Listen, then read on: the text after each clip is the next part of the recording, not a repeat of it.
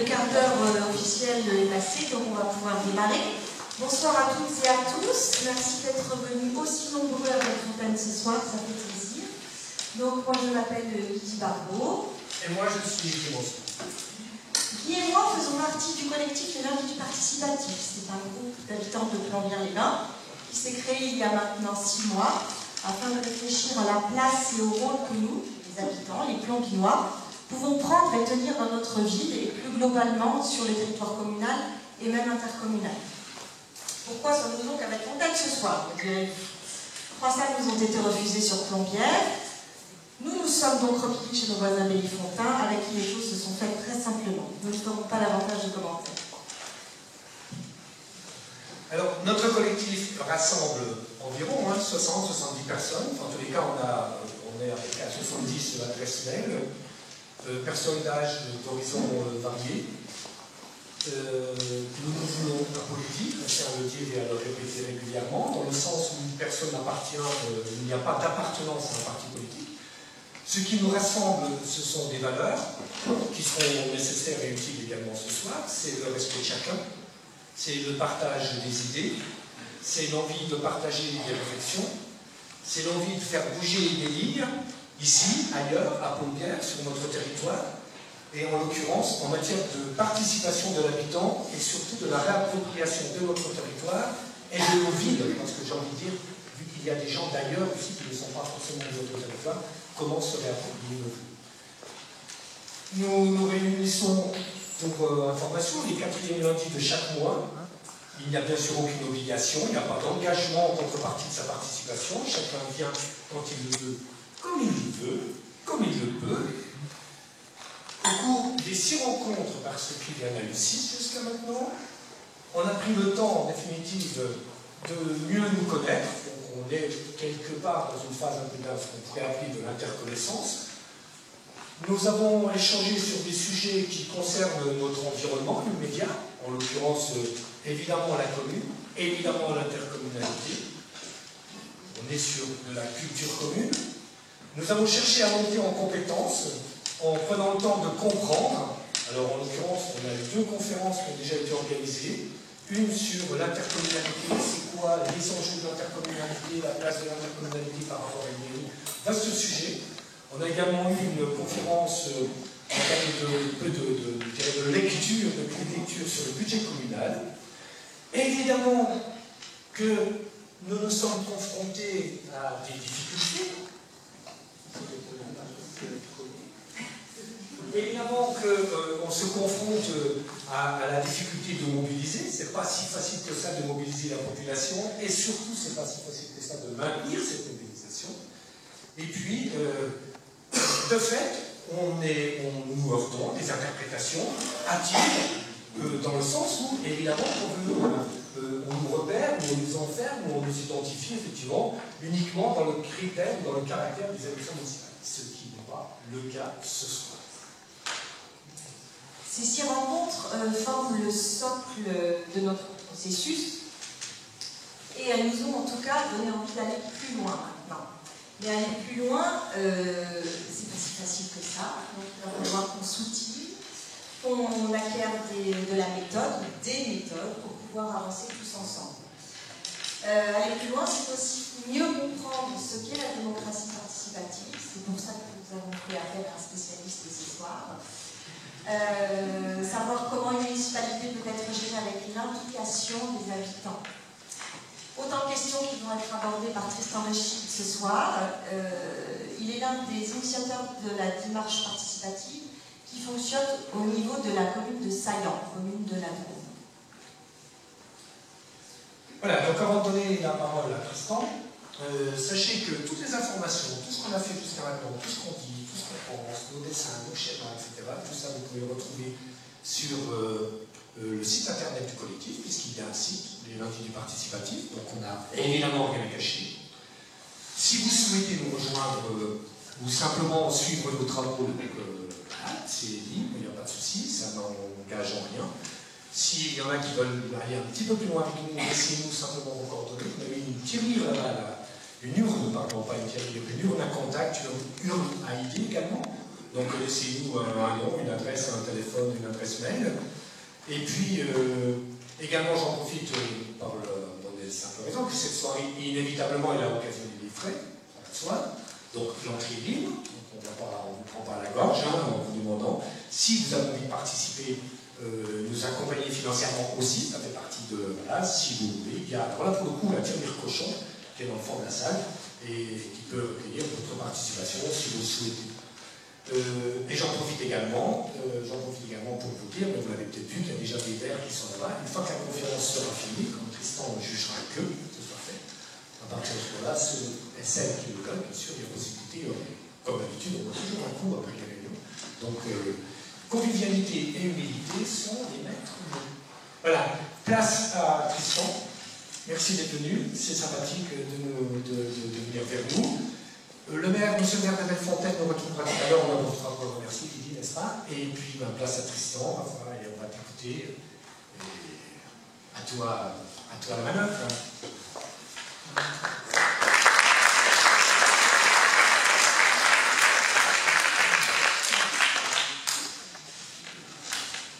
Est-ce que ça marche sur le micro ou pas?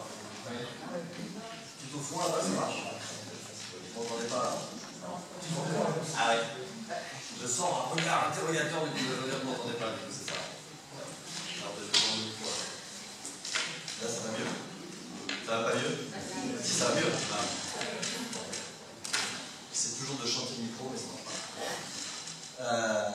Très bien, ça fait un joli hémicycle. Vous êtes plus à gauche qu'à droite, c'est ça?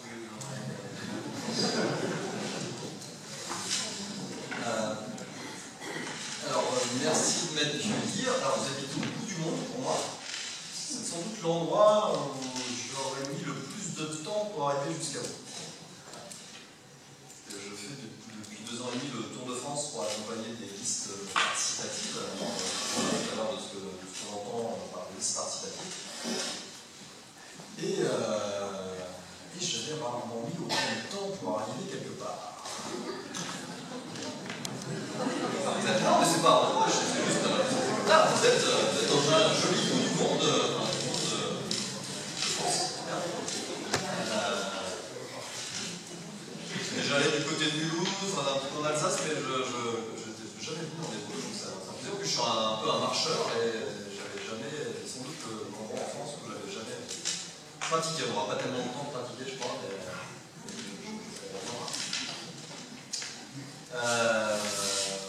voilà. Alors, la proposition, c'est que je vais parler pendant un quart d'heure. Voilà, ça dure à peu près 45 minutes. Et ensuite, on passera 1 heure, 1 heure et quart à se poser des questions. Soit vous me poserez des questions, soit vous réagirez, soit j'espère que vous allez me parler de chez vous. Parce que du coup, je vous connais peu. Donc voilà. J'ai pas de blague sur les Vosgiens, je ne vais pas trouver. On les connaît. J'arrive toujours à trouver quelque chose du coup là, on voit ça.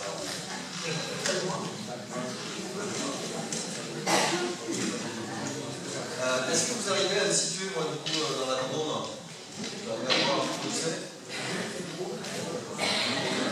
À vol d'oiseau, c'est pas très loin, c'est par contre.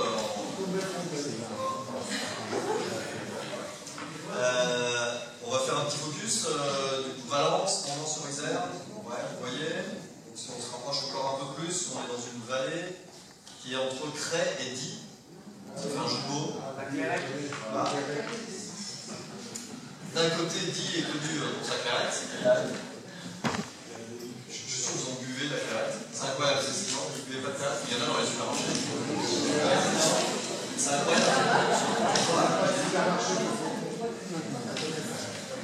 Non, c'est incroyable, c'est un pétillant qui est présent partout où je vais. Tout le monde a déjà vu de la clairette. Je ne sais pas qui est leur communicant, mais il doit être très très fort parce que c'est incroyable. Donc d'un côté on a la clairette et puis de l'autre côté on a Cray. Cray qui est un peu connu pour son donjon éventuellement, mais surtout pour son maire qui était Hervé Marie. Je ne sais pas si ça évoque quelque chose à certaines personnes. 25 ans député maire de Cray, quelque chose comme ça. Aujourd'hui il n'est plus député parce qu'il a fallu faire un choix. Je ne sais pas s'il y a eu le choix. Je pense qu'il sentait venir la vague en marche sans doute aussi sur les élections. Donc aujourd'hui, il est maire de Cray, donc on a le plaisir d'apprendre il y a peu de temps qu'il allait se représenter pour un 6e mandat. Il est ravi. Quel courage, quel don tu vas faire ça. C'est un règle de générosité, du coup, de temps. Voilà, donc pour vous dire, à Vrai-Mariton, on n'est pas dans le pays de Louis, on est avec un homme politique majeur, en fait, quelqu'un qui voulait se présenter au présidentiel. Il était venu avec ses 500 parrainages, sauf qu'en fait, apparemment, ils n'avaient pas. Ça parle de quelque chose, ça voilà. Chez nous, c'est un homme politique majeur, donc chez vous, c'est pas forcément ça. Voilà, donc Saillon se retrouve entre ces deux petites villes, donc 10 et 4500 habitants, Cray c'est 8500, et Saillant c'est 1200. On est passé à 1300. Comme quoi la démocratie ça fait venir du monde. On est passé de 1200 à 1300 en très peu de temps. Si vous cherchez à vous y installer, c'est fini, il n'y a plus de place. Envoyez-moi un mail, tout ça, je sais pas ce que je peux faire, mais alors moi je ne suis pas élu à Saillant, j'ai accompagné la démarche de Saillant en tant qu'habitant. J'habitais à Saillant, j'habite toujours à Saillant. Et ma contribution à cette aventure, ça a été d'accompagner la démarche que je vais vous raconter maintenant. En tant qu'animateur. Alors, Saillant a été administré en 2014, à partir de 2008, pardon, aux élections d'avant, par François. François a gagné les élections en 2008. François faisait partie du MoDem. Je ne sais pas si ça vous rappelle un truc, le MoDem. Avec l'orange derrière. Vous vous rappelez ça? C'est le centre, mais pas exactement le centre. Il est aussi partie du centre. Qui est en marche. Le centre, pas exactement le centre. Vous comprenez? C'est subtil du coup, hein, le centre. Donc voilà, donc il faisait partie du MoDem. Voilà. Et à l'époque, en 2008, l'un des piliers de campagne du MoDem, un peu partout, c'était la démocratie participative. Alors, vous allez voir que ça va revenir très à la mode, la démocratie participative. Vous allez voir que tous les candidats dans tous les partis vont vous proposer la démocratie participative. Hervé Mariton nous annonce le lancement d'une liste participative. Pour ceux qui connaissent Hervé Mariton, c'est une vraie blague. Et c'est normal. Ou sinon, ce monsieur a fait un voyage en Inde. Enfin, je ne sais pas s'il a pu lui arriver, mais Hervé Mariton qui fait la démocratie participative, vous voyez, c'est quelque chose de surréaliste. C'est un vrai autocrate, Hervé Mariton. On a vraiment quelqu'un qui dirige sa vie de main de fer depuis 25 ans. Il ne partage pas grand-chose. Voilà. Donc ça va être très à la mode. Donc à l'époque, c'était déjà à la mode en 2008, et donc François se fait élire sur ce principe-là. Et en fait, pendant les 4 premières années de sa mandature, on ne voit pas le début d'un démarrage d'une quelconque participation des habitants. Pas une commission, pas une consultation, pas de réunion publique, rien du tout. Vous voyez, cette promesse de campagne était quand même relativement mal engagée pendant les 4 premières années de sa mandature. Et à un moment donné, il a une idée absolument sublime, il décide d'implanter une grande surface, une surface commerciale, à 2 km du centre du village de Saillant.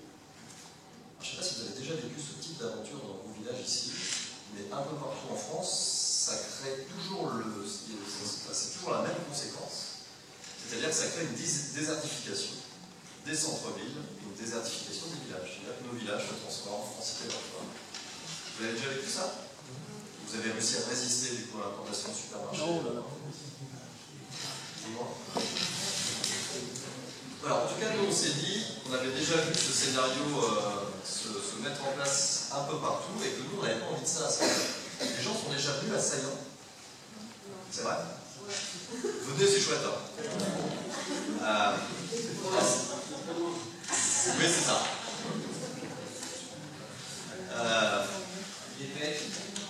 Le GPS, mais le GPS se trouve très bien. Je vous dis juste que c'est bon. Si vous étiez venu à Saillant, si vous venez un jour à Saillant, vous remarquerez qu'il y a plein de commerces à Saillant. Pour un village de 1200 habitants, on a énormément de commerces. C'est loin d'être un village dortoir. On a un boucher, un boulanger, un coiffeur, on a une épicerie bio, une épicerie pas bio, une épicerie pas bio du tout. Vous voyez, on a tout un éventail. Pour acheter une machine à laver, une cuisine. Il y a vraiment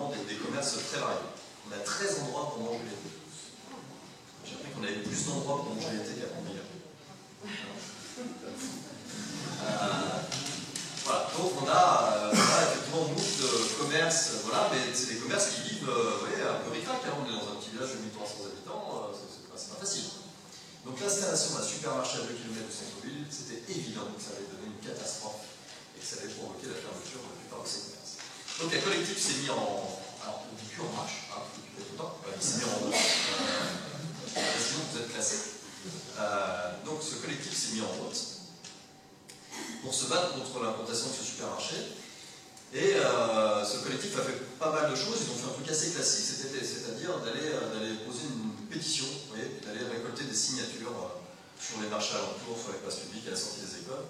La seule chose qui a été assez surprenante dans cette pétition, c'est qu'elle a récolté 800 signatures. Vous voyez, sur un village de 1200 personnes, ça commence à faire un tout petit peu de monde. Donc nous, quand on a vu qu'il y avait 800 signatures, on s'est dit, bonne nouvelle à annoncer à François. Lui qui, pendant 4 ans, n'avait pas trouvé son sujet participatif, là, ça y est, il avait son sujet participatif. Il y avait 800 personnes qui étaient prêtes à discuter avec lui par rapport à ce projet. Et bien, il n'a pas du tout pris comme ça. C'est-à-dire que nous, on est allé naïvement en disant, François, ça y est, tu l'as ton dossier non, lui, il nous a plutôt répondu un truc du genre, il reste 2 ans de mandat, je suis le maire, je décide, et vous prendrez vos responsabilités dans 2 ans si vous n'êtes pas d'accord. Voilà. Nous avons pris nos responsabilités, c'est pour ça que je suis devant vous ce soir. Donc, en général, je profite des caméras pour remercier François qui est en du cœur, parce que sans François, je ne serais pas avec vous ce soir. Donc François s'est entêté sur son projet et n'a ouvert la porte à aucune discussion avec la population, malgré les 800 signatures. Je ne sais pas si ça choque plus personne dans les votes. Les 3 quarts de la population qui disent à son maire, qui est au service de sa population, on ne veut pas de ton projet d'implantation de supermarché. Et cette personne, qui a été élue 4 ans avant sur le principe de la démocratie participative, n'ouvre même pas la porte à la discussion. Oui, on est dans quel monde, vous voyez, quelque chose de fou là-dedans. Donc voilà, après on fait d'autres actions plus rigolotes. Par exemple, on va du centre du village jusqu'à l'implantation du futur supermarché et on y va en déambulateur, en caddie, en poussette. Hein, parce qu'on a des anciens, on a des enfants, qui viennent transporter les courses. Et donc il se trouve que l'implantation du supermarché se passe de l'autre côté de la départementale. Le projet est aussi bête que ça, et ça va jusque-là. Parce que vous avez déjà essayé de traverser une départementale à 250, parce qu'on était 250, c'est un peu compliqué pour la télévoiture. Donc voilà, on fait des choses un peu festives de ce type-là, avec les métiers à l'auto derrière, etc., pour montrer la stupidité de ce projet. Donc on fait tout ça, etc., etc. Fin de non-recevoir du politique, donc aucune ouverture à la discussion. Et finalement, le collectif décide d'aller voir, puisque le politique au paracombe, le collectif décide d'aller voir les enseignes économiques. Donc les 3 enseignes qui souhaitaient s'implanter, qui avaient répondu au marché et qui souhaitaient s'implanter à cet endroit. Donc chez nous, on a la chance d'avoir Intermarché, Casino, Super U. Voilà, vous avez les mêmes? Vous n'avez pas des Leclerc, des Auchan? Ah, c'est bien quand même, non? Voilà, donc le collectif va voir ces 3 enseignes, et l'argument des 800 signatures a marché. C'est-à-dire que les 3 enseignes se sont retirées du marché. Et on a appris par la suite qu'en fait c'était une hérésie économique de s'installer à cet endroit. Donc vous voyez, il y a Sagnan, il y a Cray, il y a Die, qui sont tous les deux très achalandés en termes de grande surface, hein, aussi pour eux. Et l'idée d'implanter une grande surface entre les deux, c'est complètement stupide. C'est une hérésie, c'est une perte d'argent. C'est-à-dire qu'une enseigne qui s'installait à cet endroit-là perdait de l'argent. Mais en fait, elle perdait encore plus d'argent si une autre enseigne s'installait à sa place, parce qu'elle lui piquait les clients. Vous comprenez? Donc ça peut aller jusque-là en fait, c'est une opération à perte, mais comme on est dans un système de concurrence, du coup, on va pas mal sur le marché. Donc je pense que les 3 responsables des 3 enseignes se sont passés un coup de fil et se sont dit, bon, personne n'y va, comme ça personne ne perd de fric, et on en arrête avec cette histoire. Donc victoire du collectif. Alors je sens que c'était pas une émotion folle chez vous, mais c'est quand même pareil, vous voyez, comme victoire, ça. Un collectif d'habitants qui arrive à se battre contre la grande distribution et l'autocratie locale, vous voyez, chez nous, ça provoque quand même un peu d'enthousiasme. Suite à cette victoire, du coup, alors chez nous, quand on gagne, on fait la fête, hein, on fait la variante. Donc on célèbre ça avec de la clairette et autre chose. Et donc on a célébré ça une première fois. Et puis on a célébré ça une deuxième fois. Et puis on a célébré ça une troisième fois. Parce qu'on aime bien célébrer, mais c'est aussi parce que, je ne sais pas si ça vous fait ça dans vos vies, mais après une grande victoire, on peut avoir un passage un peu à vide et vivre une forme de dépression individuelle ou collective. Vous avez gagné un grand truc, et puis derrière, on se revoit parce que ça nous fait plaisir de se revoir, mais on est de moins en moins nombreux, puis on se regarde dans le blanc de l'œil, et puis on ne sait pas trop ce qu'on va faire. Qu'est-ce qu'on va faire ensemble maintenant? Donc on a un peu ce truc-là. Donc faites gaffe, si vous gagnez les élections, du coup ça peut provoquer ce genre de choses. Sauf que là, il y a du boulot à faire. Vous savez pourquoi vous voyez. Donc voilà, donc on se voit la troisième fois où on se voit, on n'est plus qu'une petite vingtaine à se revoir, puis on se raconte des histoires de tout ce qu'on a vécu. Et à un moment donné, Fernand rentre dans la salle où on est, et Fernand nous dit, François, le maire sortant, va se représenter. On est à 6 mois des élections municipales à ce moment-là. On est à peu près à 6 mois du premier tour des élections municipales. Donc Fernand nous dit, François va se représenter, mais a priori il n'y aura pas de liste en face. C'est-à-dire qu'on n'entendait pas parler d'une liste qui se montait face à François. Donc vous allez voir dans mon discours, en fait, je vais un petit peu vous donner le fond de ma pensée. Le fond de ma pensée, c'est qu'on ne vit pas en démocratie. Vous ne pouvez pas être d'accord avec ça. Mais en tout cas, voilà, vous allez voir que le fond de ma pensée, c'est qu'on ne vit pas réellement en démocratie. Et pour moi, le niveau zéro de la démocratie, ça serait une liste qui se présente face à une autre liste, et puis on aurait des gens qui se chamailleraient, vous voyez, à coup d'arguments, contre-arguments, il faudrait choisir un des deux. Ouais, pour moi, ça c'est le niveau zéro de la démocratie. Et bien même le niveau zéro de la démocratie, on nous le refusait, puisque François se présentait tout seul. Donc François allait forcément gagner les élections faute de bon temps. Vous voyez, quand vous venez de vivre tout ce qu'on a vécu là, autour de cette histoire de supermarché, lorsque vous appreniez que ce monsieur qui a le droit de se représenter, évidemment, qui a le droit de gagner les élections, évidemment, mais le fait qu'il se présente tout seul et qu'il passe, et que ça passe comme ça, si vous voulez, ça nous a mis un petit coup au vent. Donc on a vite attaqué le deuxième verre de clairette, suite à cette annonce. Et au deuxième verre de clairette, on a commencé à parler de démocratie et de démocratie participative. Est-ce que vous êtes déjà posé la question de la stupidité de la collation de ces deux mots? Est-ce que vous pensez que la démocratie peut être autre chose que participative? Le pouvoir du peuple par le peuple pour le peuple, mais participatif. Oui, ça fait partie des abus de langage, vous voyez, ça fait partie d'une forme de manipulation par le langage. La démocratie représentative, on arrive bien à comprendre. On va qualifier la démocratie, parce qu'on ne veut pas vraiment de démocratie, on veut des représentants. On arrive à comprendre le principe de la démocratie représentative. Même si c'est poussé des fois de tels extrêmes, que finalement, en démocratie représentative, il n'y a plus grand-chose de démocratique. Vous voyez, ça peut arriver, on peut en arriver là. Alors, démocratie participative, vous voyez, il y a quelque chose de totalement buesque dans cette accolation. On sent la fabrication mentale. Donc voilà, donc on se dit tout ça, et puis on se dit qu'il faudrait vraiment cette fois-ci une vraie démocratie participative assaillant, comment faire, etc. Et puis, sur ces entrefaits, à la fin du deuxième verre de clairette, il y a quelqu'un qui propose l'idée suivante, parce qu'on se demande mais comment faire. Et l'idée qui sort est la suivante. Ça serait d'organiser une réunion publique, de faire courir le bruit dans le village qu'une liste va se présenter face à celle de François. Sauf que lorsque les gens vont arriver, on va leur dire qu'on n'a ni programme, ni candidat. Voilà. L'idée peut paraître stupide, et d'ailleurs c'est ce qu'a considéré la moitié de l'assistance. On a dit une vingtaine, là, sur ce entrefait, il y en a 10 qui se sont levés, qui ont dit bon bah les gars, on a trop picolé, on va dire n'importe quoi. Voilà. Donc ils ont souhaité une bonne soirée, ils sont partis.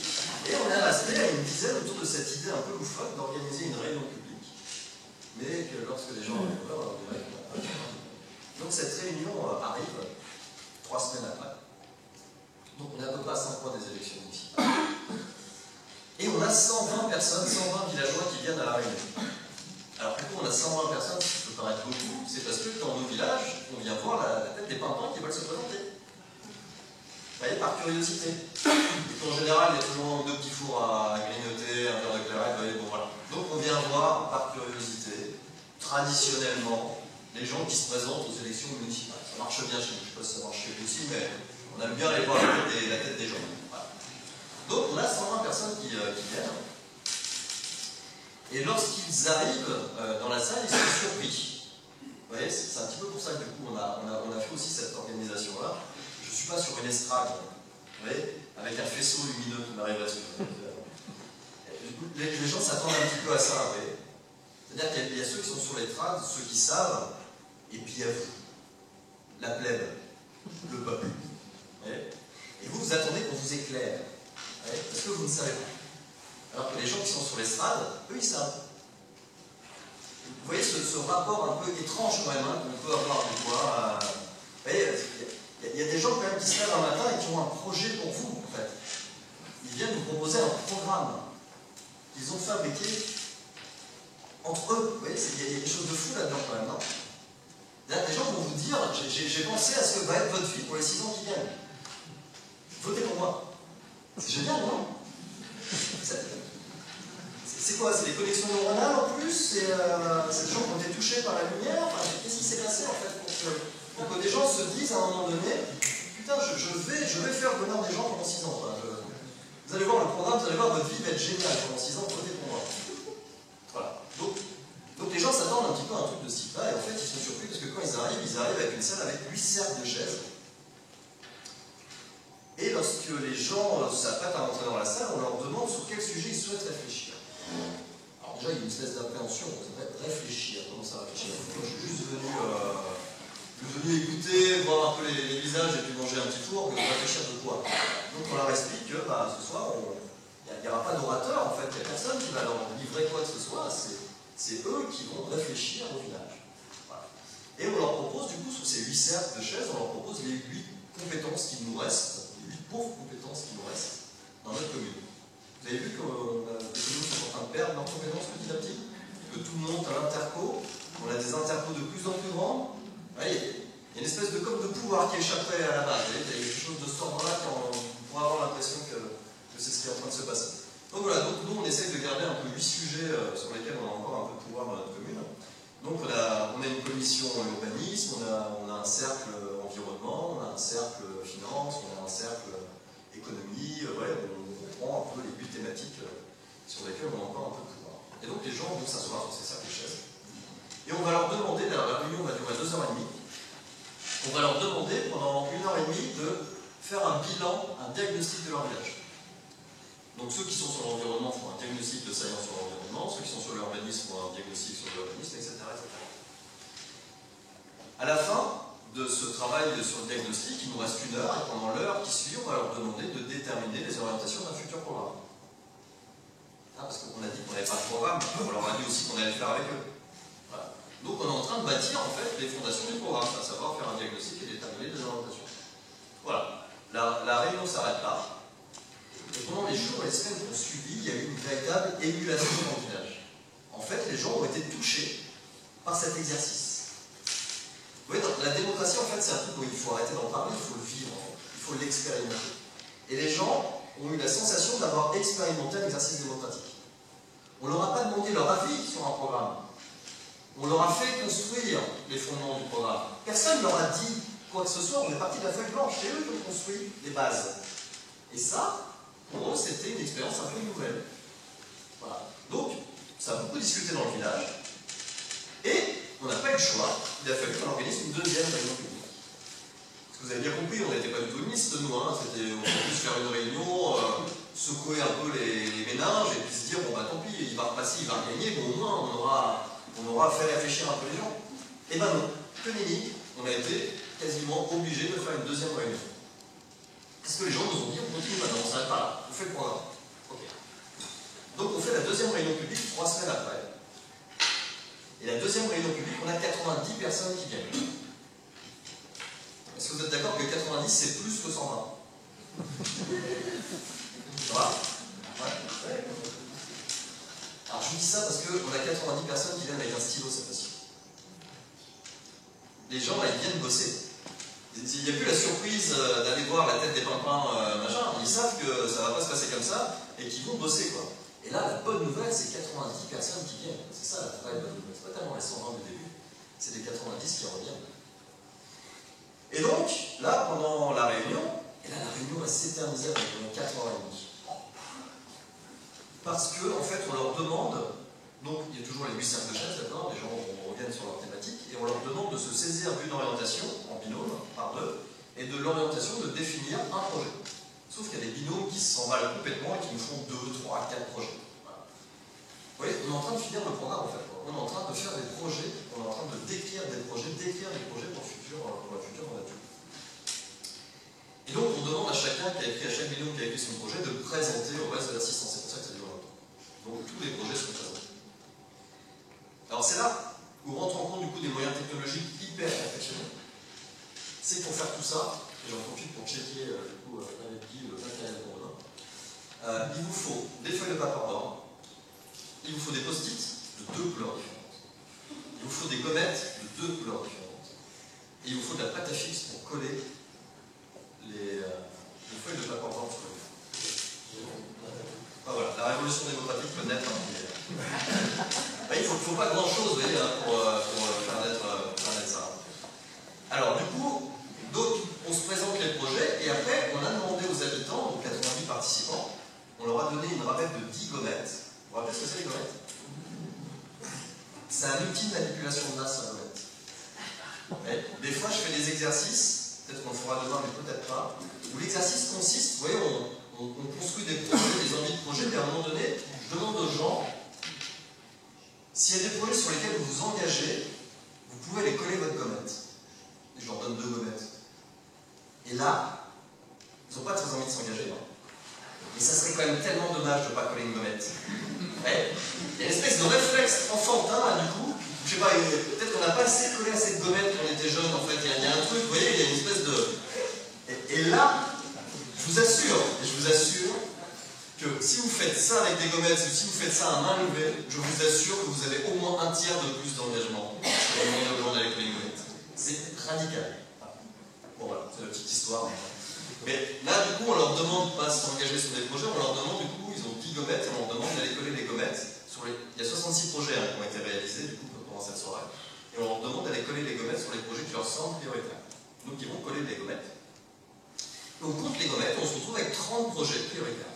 D'accord? Tout simplement au nombre de gommettes. Ces 30 projets vont composer strictement notre tract de campagne. Oui, il n'y a pas d'équipe de synthèse.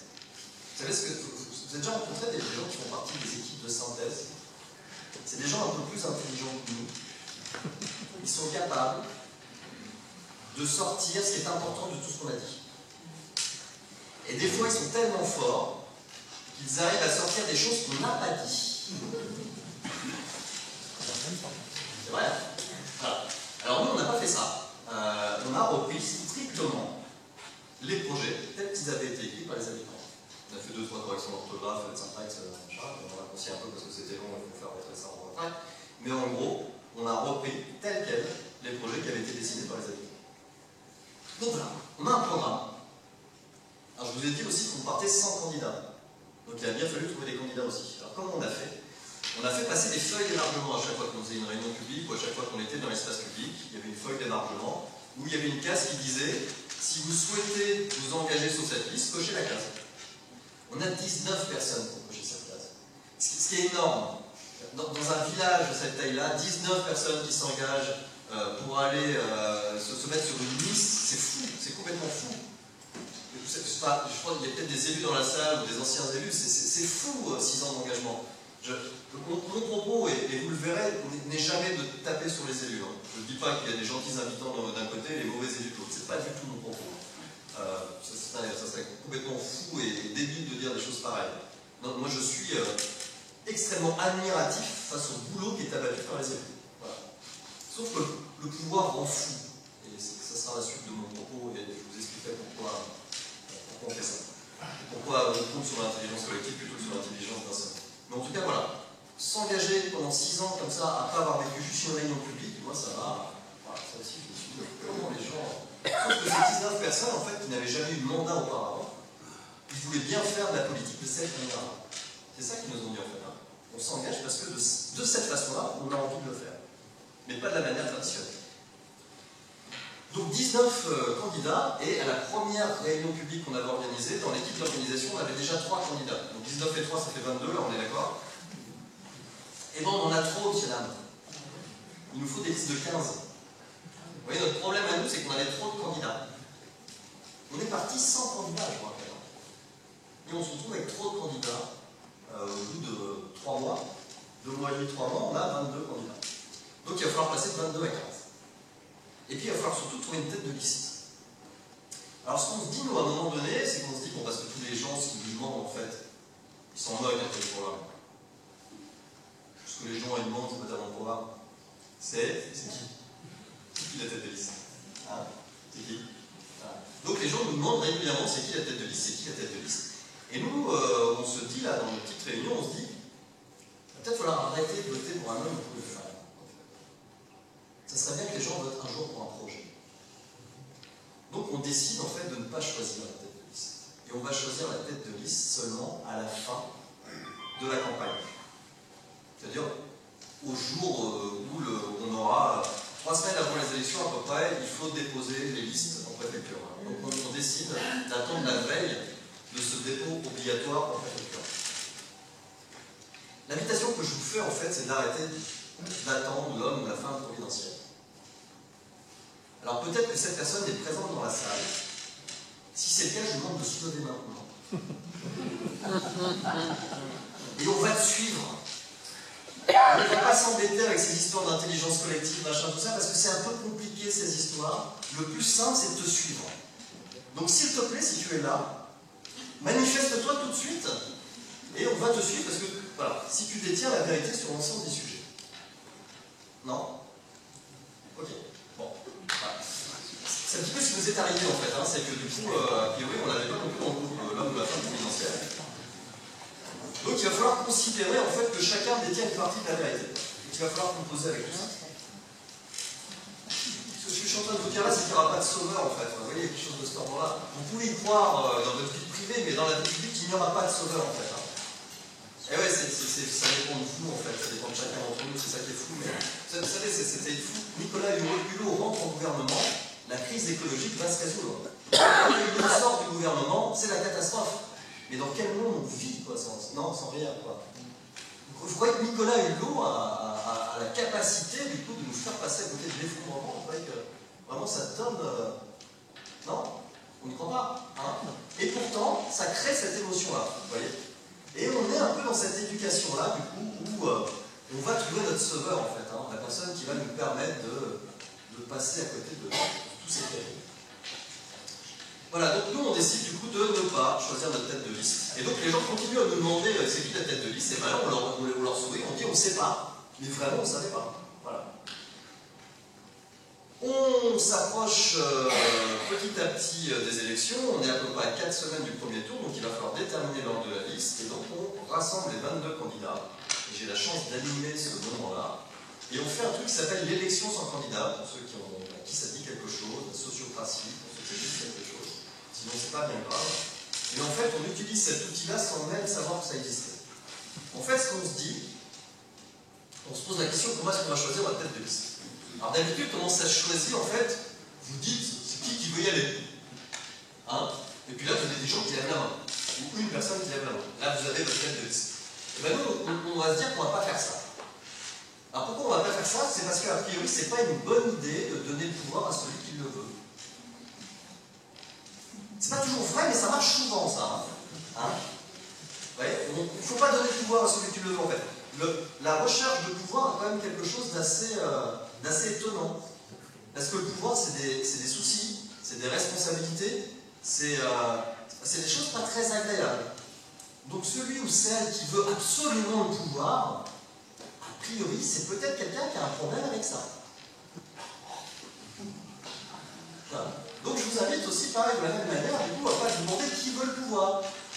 Ou si vous pouvez le faire. C'est-à-dire que vous faites votre réunion quand vous allez faire votre liste, et vous posez la question, c'est qui veut être tête de liste? Et ceux qui lèvent la main, vous leur dites, ah, ça sera pas toi. Vous n'avez pas tout résolu, mais vous avez résolu une partie des problèmes. Donc, nous, ce qu'on va faire, en fait, dans cette réunion, on va se demander quelles sont les qualités qu'on attend d'une tête de liste. Alors, les qualités qu'on attend, nous, d'une tête de liste, ce qu'on s'est dit, c'est qu'on ne cherchait pas quelqu'un qui avait un esprit brillant. On ne cherchait pas quelqu'un qui avait une vision pour le village. On ne cherchait pas quelqu'un de charismatique. Oui, c'est un petit peu ça qu'on cherche en général, hein, chez une tête de liste. C'est des gens brillants, charismatiques, qui savent parler en public, qui ont une vision. pour les autres, etc. Nous, on s'est dit, c'est pas du tout ça qu'on attend de notre tête de liste. Nous, ce qu'on attend de notre tête de liste, c'est quelqu'un qui sait animer, c'est quelqu'un qui sait rassembler, c'est quelqu'un qui sait écouter des opinions différentes, c'est quelqu'un qui sait faire du lien entre ces opinions différentes. C'est ça qu'on va chercher chez notre tête de liste. Et du coup, le fait de faire ce travail-là, après 4 mois et demi, 5 mois de campagne, c'est que les gens se connaissent. Et donc, assez rapidement, c'est Vincent qui a été choisi. Et en fait, dans le processus, en fait, une fois que vous avez déterminé les qualités, on a donné un post-it à chacune des 22 personnes, on a demandé à chacun de noter le prénom de la personne qui, d'après elle, correspondait le mieux à ce profil. Vous voyez la différence? Entre demander aux 22 en fonction d'un profil qu'on a déterminé ensemble, c'est qui se rapproche le plus, ou demander qui veut, machin, vous n'avez pas du tout les mêmes personnes à la fin. Ça marche quasiment systématiquement comme ça. Donc c'est Vincent, assez rapidement. Vincent, c'est celui-là. Si on avait cherché quelqu'un qui avait une vision pour le village, etc., ça n'aurait pas été Vincent. Voilà. Vincent, ses qualités, c'est des qualités de race, d'animateur. Il fait du lien. Voilà. C'est vraiment ses grandes qualités. Donc c'est Vincent qui est choisi. Et en fait, je vous ai un petit peu menti parce qu'ils n'étaient pas 22 ce soir-là, ils étaient 21. Parce que donc la réunion se passait un soir et Vincent était ailleurs de nuit. Il était pas là. On lui a envoyé un SMS pour lui dire que c'était lui la tête de liste. Alors, pour ne pas nous faire passer, voilà, ça s'est vraiment passé comme ça. On ne peut pas nous faire passer totalement pour des rigolos. On s'était d'abord assuré auprès de lui que si ça tombait sur lui, c'était OK. Donc il nous avait déjà dit au préalable que si c'était lui, il serait OK pour assumer la vie. Et on lui a vraiment envoyé un texto à 23h15. Nous, on célébrait, machin, on picolait encore. Je sais pas, je me trouve. Et du coup, on lui a envoyé un texto pour les deux. Et ben voilà. Donc, je viens de vous raconter que du coup, on se présentait sans programme ni candidat et qu'on se retrouvait avec un programme et des candidats et des têtes de liste et tout ça se combine avec la fin de la campagne, les 3 dernières semaines de campagne. Et ce dimanche, je ne me rappelle plus exactement de la date, du mois de mars, j'imagine, 2014, le maire sortant, François, proclame les résultats du coup et la liste participative. Déjà, on a gagné parce que c'était la liste de François face à la liste participative. Vous voyez, ça c'était déjà une victoire. Comme les gens ne connaissaient pas le nom de la tête de liste, ça a toujours été la liste participative. Vous voyez, alors qu'en face, c'était la liste de François. Et bien, la liste participative l'a remportée avec 56,7% des suffrages et 80% de participation. Voilà. Est-ce que je rentre dans les détails de la bringue qui a suivi? Non. Il y a 300 personnes dans la cour de l'école. Pas que des gens de la liste, de la liste participative, mais aussi des gens qui étaient pour François. Il y a une ambiance incroyable. Et on est quasiment 300 à faire la fête. Je ne sais pas si vous imaginez un quart du village qui fait la fête pour célébrer la victoire du ministre. Présidentielle. Je ne sais pas si Macron a autant de gens ce soir. Donc voilà, on a proportionnellement à la tête du pays, je pense qu'on était plus que... Donc, voilà, donc la brague, etc., machin, qui dure un petit moment. Et, vous savez, des fois, il y a des listes comme ça qui ont gagné des élections et qui, au lendemain des élections, sont pris un peu une gueule de bois et se sont dit ah merde! Ah non, on recommence! Non, parce qu'on n'avait pas vraiment envie d'y aller, en fait. Les gens se rendent compte d'un seul coup qu'il y a 6 ans à se taper, en fait, quoi. Il y a une gestion du village, parce que ça va, ça m'amuse de faire le malin, quoi. Hein, de faire la campagne, tout ça, mais après c'est le poids des responsabilités. Ben, nous, en fait, ça ne nous a pas vraiment fait peur, parce que, je vous ai dit, on n'a pas parlé de démocratie aux gens, on leur a fait vivre un processus démocratique pendant la campagne, et en gros, on leur a dit, ce qui va se passer pendant les 6 mois de campagne, c'est ce qui va se passer pendant les 6 ans de la mandature. Donc les 8 cercles de chefs, vous vous rappelez? Et bien, aujourd'hui, dans notre constitution municipale, ce sont des commissions thématiques. Nous avons 8 commissions thématiques. Donc environnement, urbanisme, finances, etc., etc.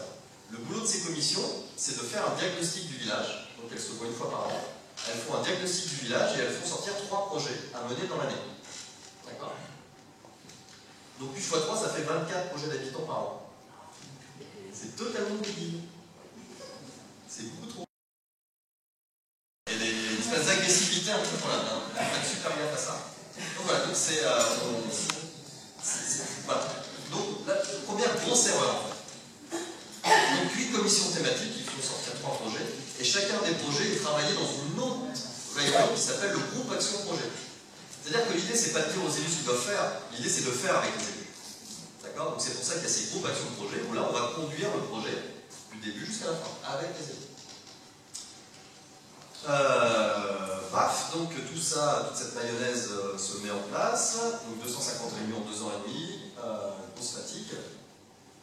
Et je vais quand même vous dire les 4 personnages principaux de nos réunions. Dans nos réunions, vous avez toujours 4 personnages. Le premier personnage que vous avez, c'est l'habitant, évidemment. Sauf que l'habitant, on va considérer qu'il est expert de son territoire.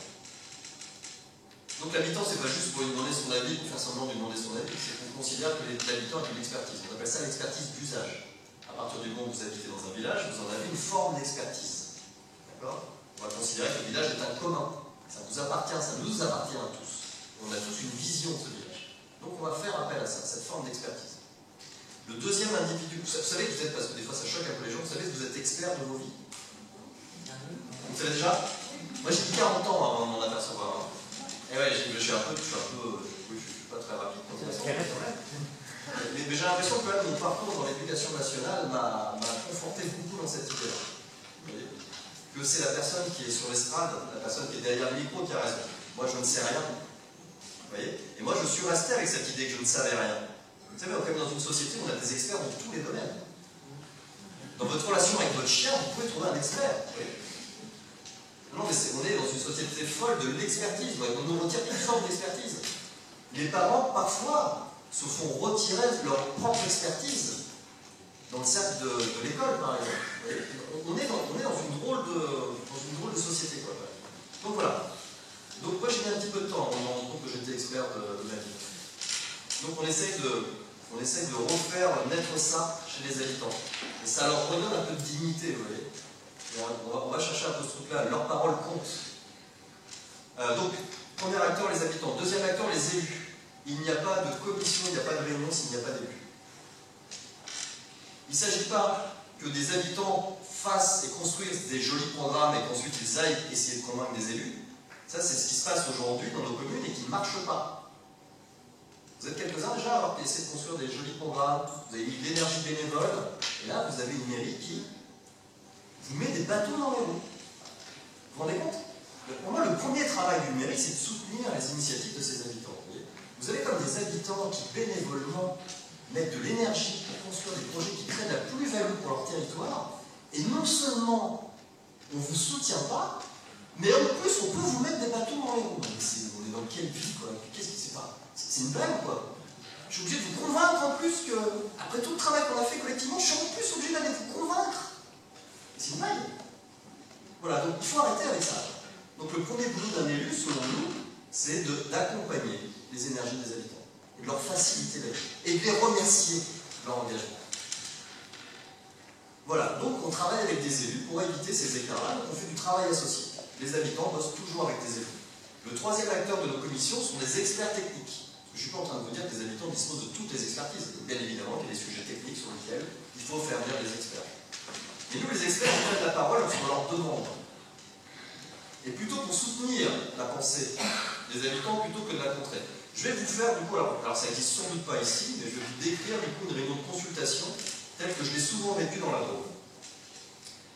L'un des élus a un projet pour le village.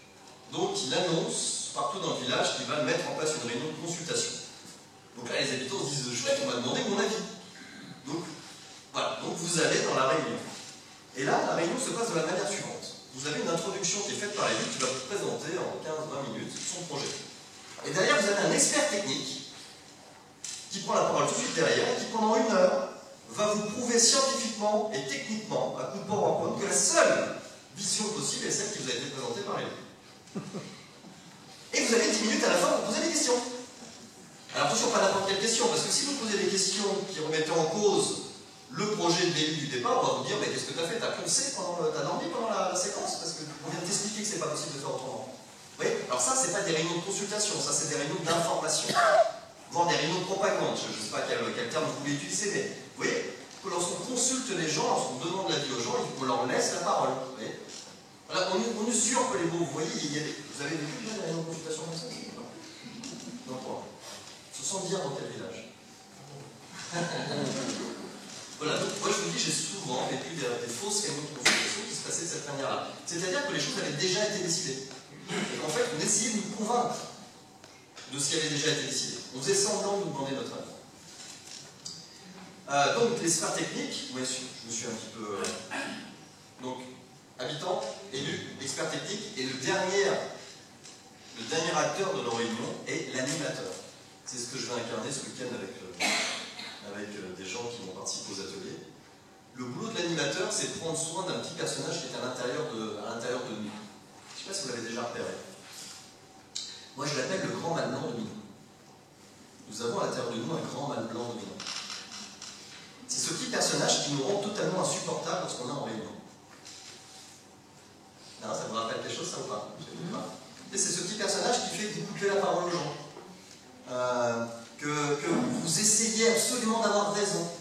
Que vous écrasez le point de vue de l'autre. Que vous parlez fort, vous énervez. Mais, vous voyez ce petit personnage-là? Hein? Alors il est plus ou moins réveillé en fonction des gens.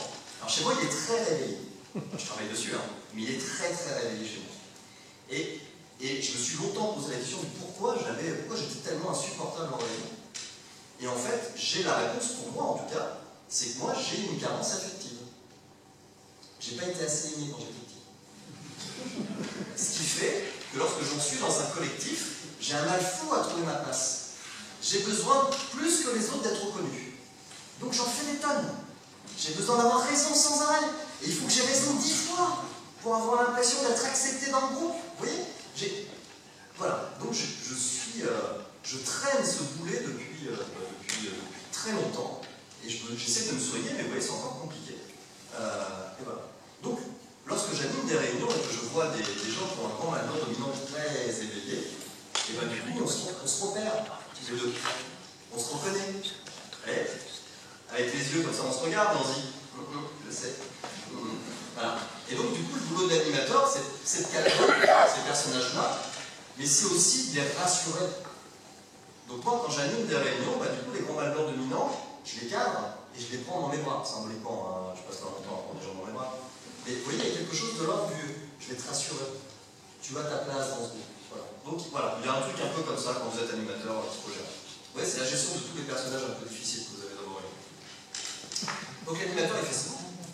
Et l'animateur, en fait, il propose un processus. Vous voyez, l'animateur, il distribue la parole, il propose des outils d'animation, etc. Et puis, il a un pouvoir, l'animateur. Alors, du coup, pour éviter qu'il ait tous les pouvoirs, ce qu'on lui demande à l'animateur, c'est de jamais donner son avis sur le sujet.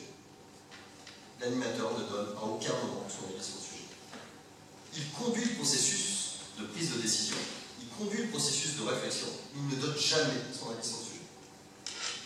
Si vous lui donnez en plus le pouvoir de donner son avis sur le sujet, vous lui donnez tous les pouvoirs. C'est plus la démocratie, c'est la dictature. Vous imaginez? Celui qui à la fin décide, c'est lui qui distribuerait la parole. Oui, c'est comme si dans nos conseils municipaux, c'était le maire qui animait les conseils municipaux. Heureusement que c'est pas comme ça. C'est comme si dans nos associations, ça serait le président ou le bureau associatif qui animerait les conseils d'administration. Heureusement que ça ne se passe pas comme ça. Ouais, on est dans un pays de fou, en fait. C'est qu'on va donner tous les pouvoirs à la même personne. Donc la personne qui va conduire les débats et la personne qui, in fine, va conclure les débats. C'est complètement fou de faire ça. Voilà. Donc nous, on fait la démonstration tous les jours à Saillant. Il faut que l'animateur soit neutre sur le fond. Voilà, donc ces 4 personnages, etc. font ce travail-là. Je vous ai parlé des... J'ai bientôt fini. S'il y avait une phrase qui devait résumer un peu toute cette aventure, et notre vision de la démocratie, ça serait de considérer qu'en démocratie, le politique, c'est l'habitant. C'est pas l'élu. L'élu, c'est le représentant du politique. Je laisse infuser un petit peu, parce que ça, c'est pas... Oui, c'est à la fois une phrase tellement évidente, et à la fois regardez ce qui se passe. Vous voyez, si on est en démocratie, c'est une phrase qui paraît évidente. Le politique, c'est l'habitant, c'est pas l'élu. L'élu, c'est le représentant politique. C'est exactement comme ça qui se passe. Du coup, la pensée politique, en fait, ce sont les habitants qui vont la construire. Et pendant ces réunions, on va permettre aux habitants de passer d'une pensée individuelle à une pensée collective. Pour moi, c'est ça la construction d'une pensée politique. C'est le passage d'un intérêt individuel à un intérêt collectif. On est d'accord avec ça? Du coup, on prend une décision collective, mais on parle bien des intérêts individuels. Vous savez, il y a des gens qui se plaignent parce que lorsqu'ils disent « Ouais, Moi j'en ai marre d'aller en réunion parce que les gens ils pensent qu'à eux, quoi. Ils défendent que leur intérêt individuel. Putain, heureusement qu'ils défendent leur intérêt. Pourquoi vous viendrez en réunion si ce n'était pas pour défendre vos intérêts individuels? Ça sert à ça, c'est des réunions. Moi, c'est des gens qui viennent portés par l'intérêt général qui me font flipper, moi, du coup. Vous savez, il y a des gens qui viennent et qui disent les gens pensent que. Mais toi, tu penses que. Puis déjà, on regarde bien, parce que des fois, on a plusieurs personnalités à l'intérieur de sa propre personnalité. Fais déjà le point entre tes différentes personnalités. Essaye de te mettre d'accord déjà sur une pensée propre. Mais ne me dis pas que les gens pensent que, quoi. Qu'est-ce que ça veut dire, ce truc, quoi? Voilà. Donc, nous, lorsque les gens viennent dans une réunion, on leur demande de parler de leur place, de leur intérêt. Et c'est sur la base de ces différents intérêts qui vont s'exprimer, donc il va y avoir des divergences qui vont s'exprimer, c'est sur cette base-là qu'on va prendre une décision. Pour moi, c'est ça la démocratie. C'est prendre une décision sur la base des divergences d'intérêts. Et non pas d'écraser la minorité avec une majorité. Vous savez, nous, à Saillant, du coup, on a gagné avec 56%, on se retrouve avec 12 élus de la majorité et 3 de l'opposition. Vous croyez qu'il y a du suspense sur les conseils municipaux, sur la décision du conseil municipal? Vous croyez qu'il y a vraiment du débat démocratique quand vous avez 12 personnes de la majorité et 3 de l'opposition? Voilà. Donc pour nous, la démocratie, c'est pas ça. C'est pas une histoire de vote, c'est une histoire de délibération et de faire en sorte que les gens qui pensent pas pareil se retrouvent autour d'une table, qu'on puisse s'écouter, entendre des points de vue différents, et sur la base de l'écoute de ces points de vue différents, de prendre une décision collective. Qui va pas par tour, hein, mais de construire une décision collective sur la base de l'écoute des divergences de points de vue des uns et des autres. Voilà. C'est un petit peu ça, tout le processus qu'on essaie de mettre en place.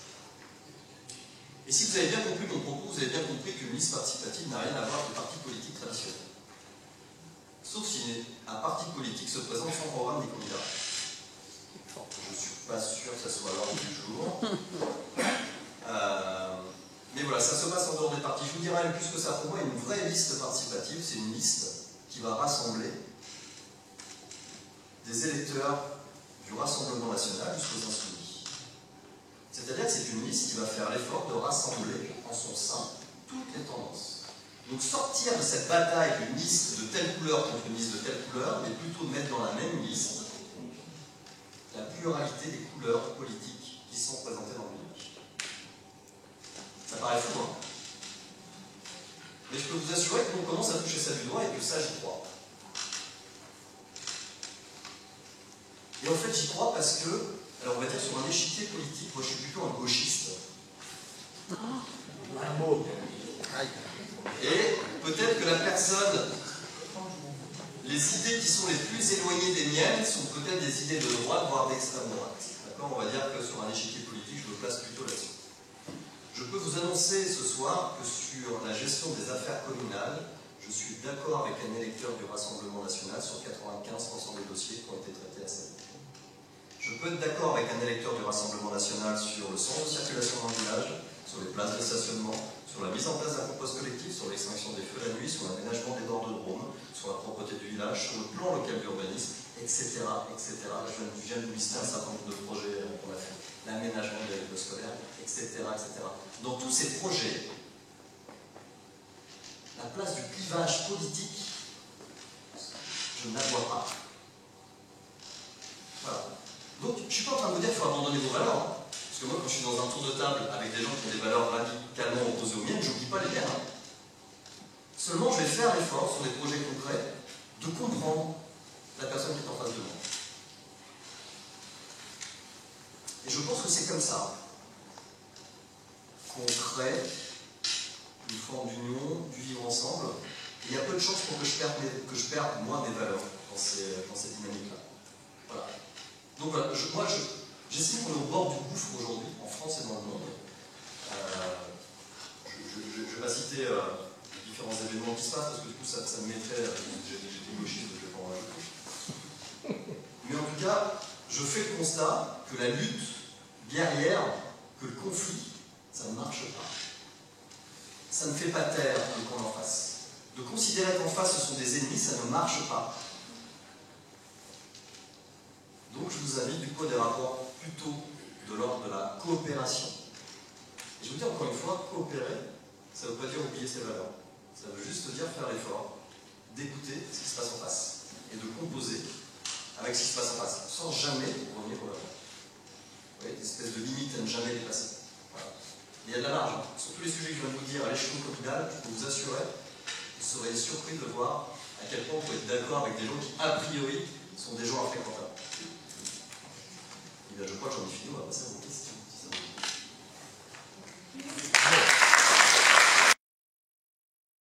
Distribue la parole. Si tu peux pas répondre aux questions et distribuer la parole, ça fait trop de choses à faire. Donne un micro comme ça. Alors, ça peut être des questions ou des réactions, hein, comme vous voulez. Alors, comme on faut toujours un peu bien, deux questions. Moi, je suis élu, je suis adjoint d'une commune un peu plus loin. La première, par rapport à vos groupes de travail, quand vous parlez d'experts dans vos groupes de travail, enfin les 4 personnes, quels sont les types d'experts qui viennent travailler avec vous, enfin réfléchir avec vous? Ça, c'est ma première question. Et puis, je vais en profiter pour poser la deuxième. Est-ce que vous pensez que cette méthode peut être adaptée à tous les types de communes? Alors, sur les experts, on fait appel assez régulièrement à des habitants du village, en fait. Ça peut nous arriver. Ça nous est arrivé plusieurs fois. Et si vous faites le tour, vous allez voir que vous disposez dans votre village d'un nombre d'expertise incroyable. C'est-à-dire des gens pour lesquels ce n'est pas juste une passion, c'est des gens qui ont la profession et qui sont capables de vous apporter cette expertise-là. Mais sinon, on va faire appel à des experts, soit des consultants, soit des personnes qui sont dans la sphère publique et qui sont... on a un cabinet d'urbanisme, par exemple, parce qu'on est en train de faire un PLU qui est présent, et à qui on a demandé, du coup, notre cahier des charges a été de mettre en place des séquences de formation et des séquences d'animation sur les sujets autour de l'urbanisme. Donc, on a fait quand même 24 réunions publiques pour l'urbanisme, dont les 3/4 ont été animés par le cabinet d'urbanisme. Voilà. Donc, on peut faire des choses de ce type-là. Mais je vous dis, les expertises peuvent aussi se trouver au sein des habitants. Il y a aussi des choses qu'on peut travailler de cette manière-là. Alors, la question de tous les types de communes, j'imagine que c'est la taille de la commune, c'est ça qui vous intéresse? Alors, première réponse, c'est que nous, on a toujours dit que ce n'était pas la taille qui comptait. Et la deuxième réponse que je peux vous apporter, c'est tout ce mouvement-là fait partie d'un mouvement aujourd'hui qui est en train de se structurer, qui s'appelle le mouvement du municipalisme. Et je ne sais pas si vous avez entendu l'actualité du côté de l'Espagne, mais aux dernières élections municipales en Espagne, 50 villes ont gagné les élections autour de ces thématiques-là, c'est-à-dire de faire en sorte que ce soit à nouveau les habitants, le peuple, qui nourrissent les décisions. C'est-à-dire que les élus soient réellement au service de la pensée construite par le peuple. Et vous avez des villes comme Madrid, Barcelone, qui sont un tout petit peu plus grandes quand même que ça. Et alors, ça ne fonctionne évidemment pas de la même manière, il n'y a pas 8 commissions thématiques, ça fonctionne d'une manière complètement différente, mais quel que soit le fonctionnement, c'est pas important finalement pour le fonctionnement, il faut que chacun trouve son fonctionnement. Mais par contre, l'idée politique est la même. Donc il y a des plateformes numériques qui ont été développées, il y a aussi des assemblées locales, des assemblées populaires qui ont été mises en place, sauf qu'à l'échelle de Barcelone, c'est 700 assemblées locales qu'il va falloir faire dans la ville, alors que chez nous, une seule peut suffire. Voilà, c'est des adaptations du coup qu'il va falloir mettre en place, mais pour moi, il n'y a rien qui empêche une grande ville de se mettre sur un format participatif. Ce ne sera pas à la même échelle, ce ne sera pas avec les mêmes moyens, ce sera différent. Mais à Barcelone, ils ont un paquet d'élus, un paquet de techniciens, ils ont des moyens qu'on n'a pas assez. Voilà.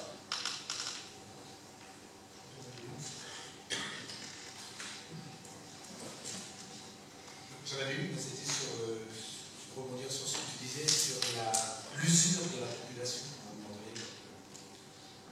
Alors, quand on sait, on intro, d'une manière générale, je ne sais pas trop notre territoire, la difficulté de mobiliser les gens, de les faire adhérer à certaines démarches, et avec cette notion de l'usure. Donc là, aujourd'hui, 6 ans après, s'ils sont tous usés, on repart dans le schéma classique, ou au contraire, il y a quand même quelque chose qui, ça rebondit un peu sur les suites à venir.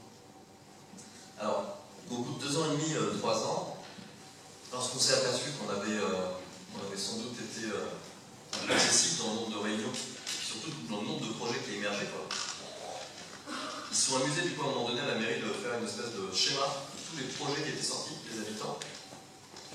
C'était en avoir le tournis, hein, du coup, c'était effrayant. Donc du coup, deuxième erreur qu'on a faite, c'est que, vous savez, notre culture nous a amené du coup à penser, en fait, on nous dit dans notre société, occupe-toi de tes affaires privées, les affaires publiques, il y en a d'autres qui vont s'en occuper à ta place.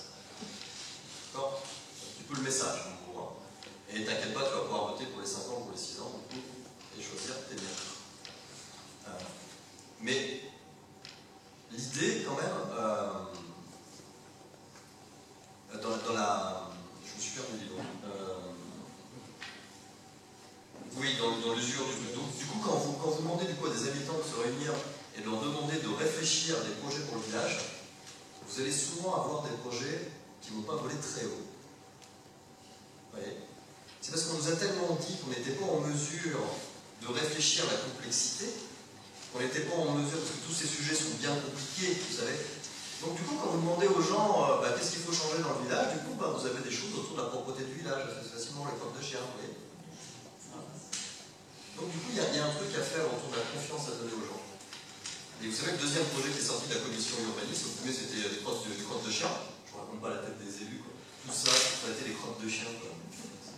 Et le deuxième sujet qui est sorti quelques mois plus tard, c'était le PLU, le plan local d'urbanisme, qui est le projet le plus politique que vous pouvez construire sur un village. Vous voyez, donc ça va vite, il y a des gens... Mais du coup, voilà, donc on s'est dit ça, et on s'est dit, ce que ça risque de faire, du coup, nos réunions, c'est qu'on va traiter des sujets un peu annexes avec les habitants, et puis par contre, il y aura toujours les sujets complexes qu'on va traiter toujours d'une manière habituelle, à savoir d'une manière très verticale. Donc on s'est dit que ça ne nous allait pas. Et donc l'exemple du PLU a été un excellent exemple, parce que du coup c'est un sujet très complexe à traiter, les codes d'urbanisme, etc., c'est quand même pas rien. Et on s'est dit, alors peut-être que vous ne le savez pas, mais tous nos élus ne sont pas des experts en urbanisme. Vous savez ça? Ouais. Non, parce que des fois on peut penser, vous savez, vous avez un ministre qui passe de la santé à l'éducation, à l'intérieur, machin, vous dites, oh putain, waouh, il y a quand même des gens très très intelligents, vous voyez, ils maîtrisent tous les sujets de la Terre. En fait, oui. Donc en fait, donc nos élus ne sont pas tous des experts en urbanisme. Et ça, l'État l'a bien compris, puisqu'elle a mis à disposition un cabinet d'urbanisme pour accompagner la mise en œuvre, la construction et la mise en œuvre du plan local urbain. Donc nous, on s'est dit que les habitants n'étaient pas plus bêtes que les élus, et que les habitants pouvaient aussi être formés, comme les élus, et décider aussi du PLU. Donc ce qu'on a fait, c'est qu'on a fait un tirage au sort. Et on a tiré au sort, donc il y a eu tout un processus de tirage au sort, 140 personnes tirées au sort, jusqu'à arriver à 12 personnes, à la fin, qui vont, accompagner par 4 élus, donc 12 habitants, 4 élus, 16 personnes, qui vont construire, être accompagnées pendant 2 ans et demi par ce cabinet d'urbanisme, se former et construire au fur et à mesure le PLU. On est arrivé à la fin du parcours, ça fait plus de 2 ans qu'on y est, le PLU va sortir là, dans l'été. Voilà. Ça, c'est un rêve, je ne sais pas s'il y a des gens qui sont dans l'éducation populaire, moi je suis un ancien directeur de centre social, c'est un rêve de l'éducation populaire, ce truc-là. C'est-à-dire que l'idée, c'est, sur des sujets complexes, de tirer au sort des gens. Donc le tirage au sort, ça permet de ne pas avoir tout le temps les mêmes personnes. De former ces gens, et d'amener ces gens, une fois formés, à aller jusqu'à la prise de décision. Je crois que c'est comme ça qu'on fabrique un renouvellement de la classe politique. Vous imaginez, vous faites ça sur 5 ou 6 sujets tous les ans, vous formez 300, 400, 500 habitants sur des sujets complexes, et vous les amenez du coup à toucher du doigt la construction d'un sujet complexe jusqu'à la prise de décision. Vous êtes d'accord qu'on peut construire du coup une nouvelle classe politique avec ça? Non, je ne sais pas où. Donc voilà.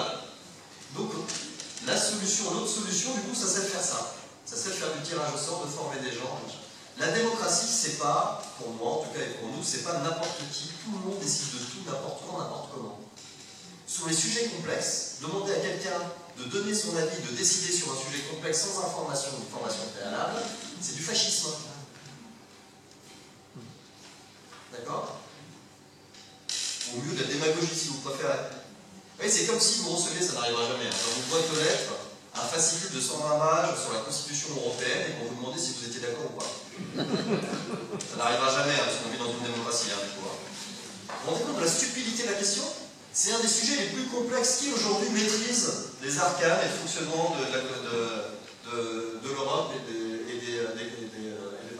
Parlement européen? Qui maîtrise ça dans la salle aujourd'hui? Qui a compris quelque chose à ce fascicule que vous avez reçu dans vos boîtes aux lettres?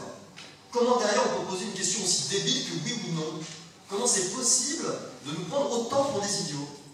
Et vous voyez, ça s'est vu, parce que finalement, bon, on a coché la mauvaise case, donc finalement, ça a été repris, et finalement, c'est le Parlement qui a coché la bonne case. Vous voyez? Donc il faut arrêter de prendre les gens pour des idiots.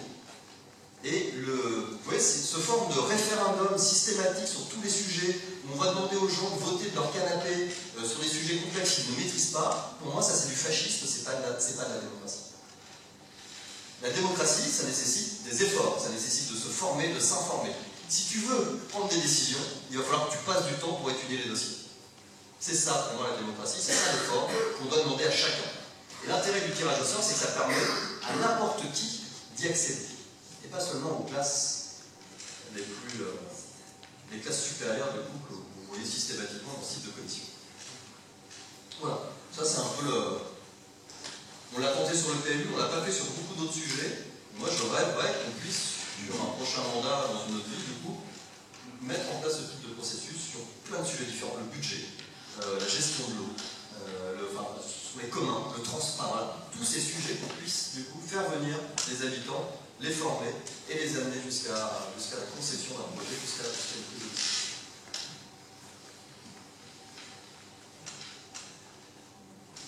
Du coup, là maintenant, comment s'engage la campagne à venir pour 2020 chez vous? Alors, une liste s'est présentée contre la mairie en place. Alors, c'est rigolo parce que nous, notre liste est née de l'opposition à un supermarché, du coup. Et eux, leur liste est née d'une opposition à notre autocratie. Ces gens estiment que nous sommes pas une caricature, c'est que nous ne faisons pas vivre des processus démocratiques, mais qu'on est dans une autocratie la plus profonde. Leur argument principal, c'est le PLU va être décidé par 12 personnes, 12 habitants et 4 élus, et vous ne faites pas un référendum à la fin pour demander à l'ensemble de la population ce qu'elle en pense. C'est leur argument. Et ça passe dans pas mal d'esprits en fait. Les gens, pas mal de personnes sont assez d'accord avec cet argument-là. Donc je ne vous refais pas la démonstration que je viens de vous faire en fait. Moi je considérerais que si on demandait derrière aux gens, à tout le monde, de se positionner sur le PLU, je pense que ça serait une hérésie. Et ça serait du fascisme. Par contre, on a organisé 24 réunions publiques avec les habitants. Le groupe de 12 personnes des 4 élus ont organisé 24 réunions publiques pendant ces 2 ans et demi avec les habitants, pour faire remonter de la matière, pour leur demander dans la ville, les consulter sur tous les sujets qui ont été en lien avec le PLU. Voilà. Mais à la fin, c'est bien ces 12 personnes qui ont été formées, qui ont fait l'effort pendant 2 ans et demi de se former, d'être accompagnées par un cabinet, c'est bien ces 12 personnes et les 4 élus qui prendront la décision. Et c'est sûrement pas les 1200 habitants qui prendront la décision. Voilà. L'argument qui est présenté en face par cette liste, c'est de dire qu'on est dans une autocratie et qu'on ne fait pas de démocratie.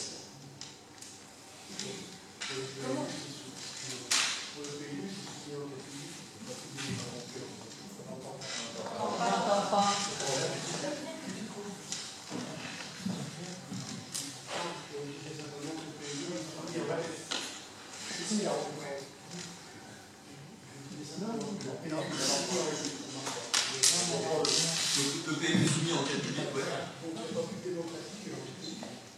Ah, moi je pense qu'il y a bien plus démocratique que l'enquête publique. Vous savez comment se fabriquait le PLU chez nous jusqu'à maintenant?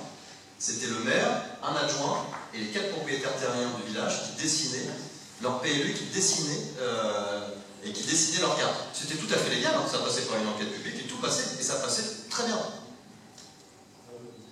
Vraiment, alors peut-être que ça ne se passe pas comme ça chez vous. Moi je vous dis chez nous en tout cas, ce sont essentiellement les propriétaires terriens, les élus de la majorité, en particulier le maire et ses adjoints principaux, qui dessinent la carte du territoire. Mais c'est peut-être pas le cas chez vous, je vous dis encore une fois, je ne parle que de ce qui se passe chez moi. Comment vous avez ressenti votre communauté de communes, votre petit village au milieu de la communauté? Est-ce que ça vous désigne? Alors, je vais d'abord vous raconter une petite histoire pour répondre à votre question. Du coup, la petite histoire que je vais vous raconter, c'est Vous savez que du coup, la première séance du conseil municipal consiste à élire le maire, d'accord? C'est pas la tête de liste qui vient de si c'est pour le maire, il y a une élection. Et donc, au conseil communautaire, il se passe la même chose. Et vous savez aussi que vous avez élu à la fois des conseillers municipaux et des conseillers communautaires aux dernières élections en 2014. Donc, la séance du conseil communautaire semaines après les élections municipales. Et donc on va décider des présidents et des co-présidents. La séance s'ouvre, et donc on annonce un candidat au poste de président. Niveau zéro de la démocratie, quelqu'un qui se présente face à quelqu'un, on discute, etc. Un poste, un candidat. C'est génial, enfin, c'est chouette. Voilà, vous dites, là, ouais, consensus, c'est chouette quand même. Bon, c'est un peu bizarre. 6 postes de vice-président, 6 candidats. Et vous êtes passé des coups de fil avant? Comment ça s'est passé en fait? Avant les élections municipales, du coup, vous vous êtes déjà arrangé, vous êtes déjà distribué les postes, parce que ça ressemble un peu à ça en fait, du coup, quoi. Oui, c'est quand même assez étrange, vous voyez. Voilà, donc 6 postes, 6 candidats. Donc les postes ont déjà été distribués. Il n'y a aucun débat pendant la séance du conseil communautaire. Moi, il me semblait que ça servait aussi à ça. 7e poste de vice-président, 2 candidats. Et c'est le poste où se présente Vincent, notre maire. Donc sur son poste à lui, il y a quelqu'un d'autre qui se présente. Donc vous l'aurez deviné, cette personne qui se présente est François. Oui, parce que je ne vous ai pas dit, François, il était maire de Saillant, vice-président de la communauté de communes, vice-président du conseil départemental, et il se présentait au sénatorial. Voilà. Alors, moi j'analyse cette forme de cumul comme un acte de générosité. Je pense que c'est quelqu'un de très généreux, et comme du coup c'est quelqu'un de très intelligent et très compétent, du coup il veut en faire profiter le nombre le plus large possible de ses concitoyens. C'est comme ça que je pense le cumul des mandats. Est-ce que vous êtes d'accord avec ça? Voilà. Donc, François qui vient de perdre les élections, il vient récupérer son poste de vice-président. C'est quoi le problème? Alors, là, a priori, il n'y a pas trop de suspense quand même, entre les deux. Entre celui qui a gagné et celui qui a perdu les élections municipales de 3 semaines. Le seul moment en France où on touche du doigt un bout de démocratie, c'est le suffrage universel. Le seul problème, c'est que du coup, avec ce mode de fonctionnement, c'est une fois tous les 5 ans, une fois tous les 6 ans. C'est un peu notre problème, mais vous voyez, c'est quand même un truc, c'est quelque chose de philosophiquement très fort. Vous voyez, un homme, une voix, quoi. Les mecs vont quand même pas fouler ça du pied, quoi. Même c'est légal, hein. Ils peuvent très bien choisir François, celui qui vient de perdre des élections, hein. C'est tout à fait légal. Mais quand même. Eh bien si, ils le font. Mais ils le font à 40 voix contre 8. Vous voyez, ils le font d'une manière écrasante. C'est hallucinant. Le mec qui va représenter notre village au sein du comité exécutif de la communauté de communes, c'est le mec qui vient de perdre des élections municipales. C'est magique, non? Et c'est légal. C'est totalement légal. Voilà. Donc ça, c'est pour vous tracer un petit peu l'atmosphère qu'il peut y avoir avec la communauté de communes. C'est que, dans le meilleur des cas, on était vus comme des gens, comme des rigolos, des guignols. Et dans le meilleur, dans le pire des cas, je ne sais pas dans lequel, on était vus comme des gens dangereux. Voilà. Alors, si moi j'avais été élu, moi en tant que je suis un petit peu un activiste, hein, du coup je suis un petit peu excessif, vous l'avez vu ce soir, moi j'aurais fait en sorte que les séances du conseil communautaire soient perturbées. Alors pourquoi je les aurais perturbées? C'est parce que nous avons des conseillers communautaires qui reçoivent les dossiers 2 heures avant la délibération. Moi, dans des cas comme ça, je fais un scandale. Et je refuse d'être présent et d'assister à ce simulacre de démocratie. Alors, nos élus, ils n'ont pas joué cette carte-là. Nos élus dénoncent, ils disent les choses, nos 2 élus. Mais ils jouent le jeu. Et ils jouent le jeu depuis le début, en fait. Et force est de constater que ça fonctionne. Parce qu'aujourd'hui, Hervé Maréton présente une liste participative aux élections à Crêpes. Alors, j'y crois pas une seconde, hein. On est bien d'accord. Mais ce que je veux dire, c'est que l'exemple de Saillant a créé beaucoup de rejets. Il y a beaucoup de gens qui disent on va faire du mix, ce n'est pas comme à Saillant. Mais en fait, on s'aperçoit que tout le monde fait de la participation aujourd'hui dans la ville. Et tout le monde cherche à faire de la participation. Donc en fait, nos 2 élus sont des bosseurs, sont des gens bien, sont des gens qui vraiment font preuve d'une véritable abnégation. Et je crois que ça a conquis les autres élus, en fait. Je pense qu'il y a quelque chose de l'ordre du travail fait, du travail bien fait, quoi. C'est pas des prosélytes, c'est des gens qui composent avec les gens. Ils ont un véritable esprit de coopération. Et ça, je crois que ça a touché les élus. Et finalement, c'est une manière de faire passer des idées en douceur. Et voilà. Et puis surtout, je crois qu'ils n'avaient pas très envie de rentrer en guerre pendant 6 ans. Vous vous rendez compte de ce que c'est? Rentrer en guerre pendant 6 ans. Pas possible, quoi. Donc voilà, donc, Moi, je suis assez admiratif du coup, de la manière dont ils ont procédé. Et je vous dis, aujourd'hui, ça se passe pas trop mal.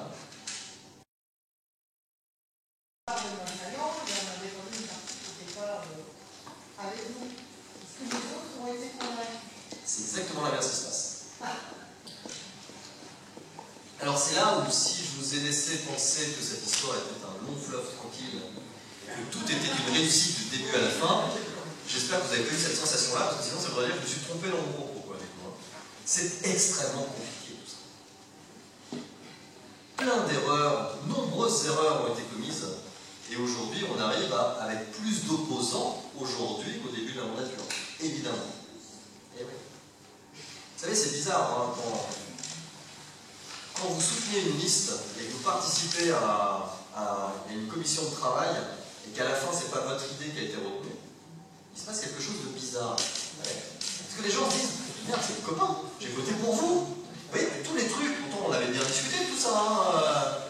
Et tu te dis, mais merde, toi, non, je votais pour toi, on est potes, on a mangé hier ensemble, quoi. Comment ça, c'est pas mon idée qui a retenue? Vous voyez, il y a quelque chose de cet ordre-là, je pense, qui a choqué pas mal de gens, en fait. C'est-à-dire qu'avec ce fonctionnement collégial, il n'y a plus de copains. Il n'y a plus de copains, il n'y a plus d'association copains, copines. Ça ne marche plus tout ça en fait.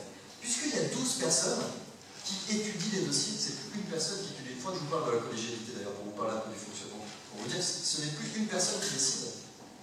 Donc du coup, on est dans un fonctionnement extrêmement transparent. Et il n'y a plus de dossiers qui se traitent dans le bureau du maire, qui se traitent en catimini. Et du coup, les choses sont sur la place publique. Donc, des fois, les copains, ils sont déçus, en fait.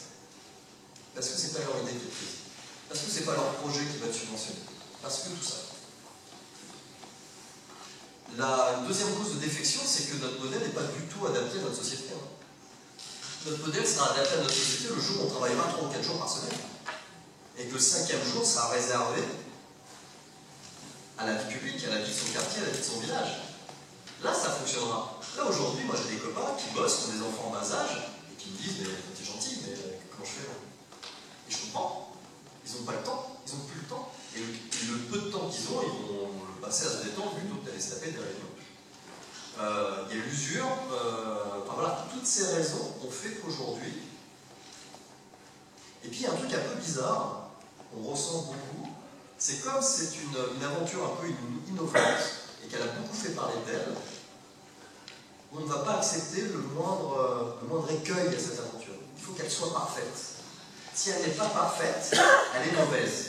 Vous voyez, il y a quelque chose de cet ordre-là, d'un réflexe un peu bizarre. Parce qu'on avait bien dit aux gens que c'était une expérimentation, que vous ne savez pas ce qu'on allait faire, et que vous ne savez pas comment on allait faire, et que ça allait bien se passer avec tout le monde. Cette réflexion, ça allait bien être une réflexion collective.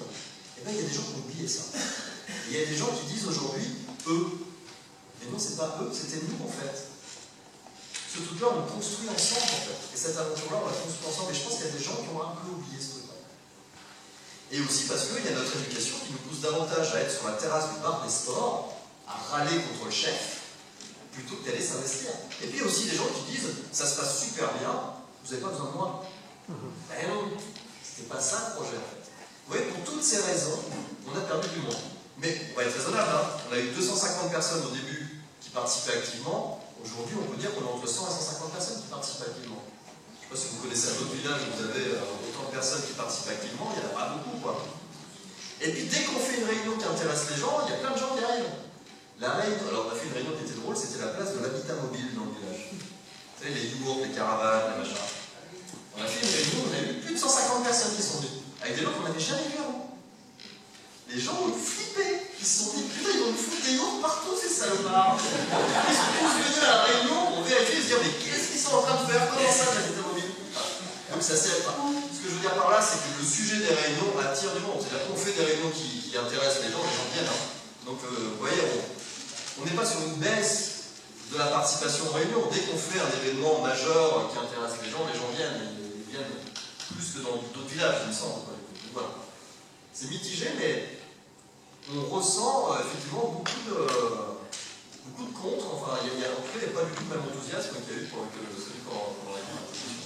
La réalité, l'épreuve de la réalité fait que les choses sont un peu moins faciles. Merci. J'aurais 3 questions. première, c'est le tirage au sort, ça se fait au niveau de la totalité de la population.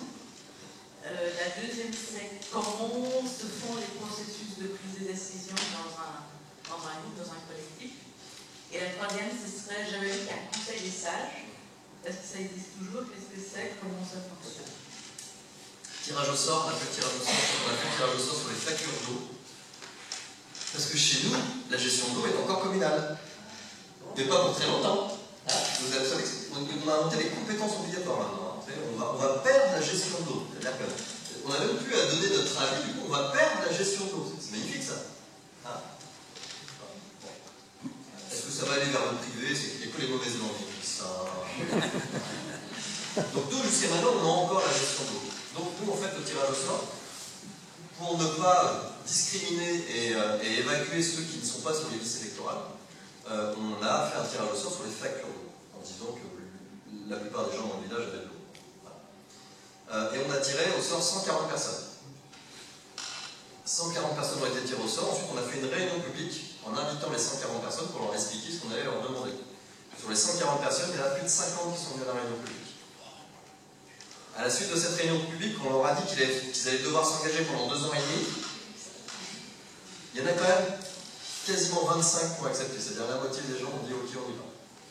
Et donc sur les 25, on a refait un tirage au sort pour en avoir plus. Voilà, c'est comme ça que ça s'est passé. Donc évidemment, quand vous êtes tiré au sort, vous avez le droit de dire non. Évidemment, il n'y a aucune obligation, c'est pas les assises. Voilà. La deuxième question qui était... Ouais, alors c'est là où je vous parle un petit peu de collégialité. En fait, les élus sont par binôme. Chacune des compétences est gérée par un binôme d'élus. Aucun élu n'est seul sur une compétence. D'accord, ça, il me semble que ça c'est éminemment important. Personne ne décide seul de quoi que ce soit. Ils sont au minimum par 2.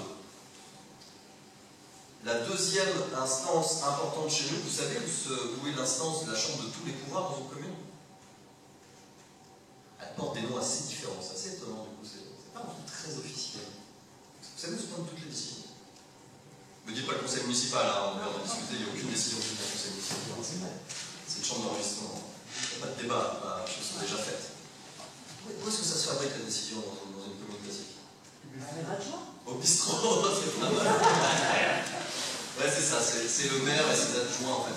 C'est ce qu'on appelle le bureau exécutif. Le bureau municipal, le bureau exécutif, je ne sais pas comment ça s'appelle chez vous, mais je vous dis, c'est assez drôle parce que ça n'a pas le même nom en fonction des lieux. C'est un endroit, du coup, plus ou moins officiel finalement, parce que finalement c'est écrit nulle part, hein, si c'était peut-être dans un règlement intérieur, on ne sait pas. Et donc le maire va réunir ses adjoints et son secrétaire de mairie, son DGS, si on est dans une ville un peu plus grande, et ce petit groupe de personnes là va décider de tout. Ce petit groupe de personnes va prendre toutes les décisions courantes. Ce petit groupe de personnes va décider de l'ordre du jour du conseil municipal. Tout va être préparé par ce petit groupe de personnes. Voilà.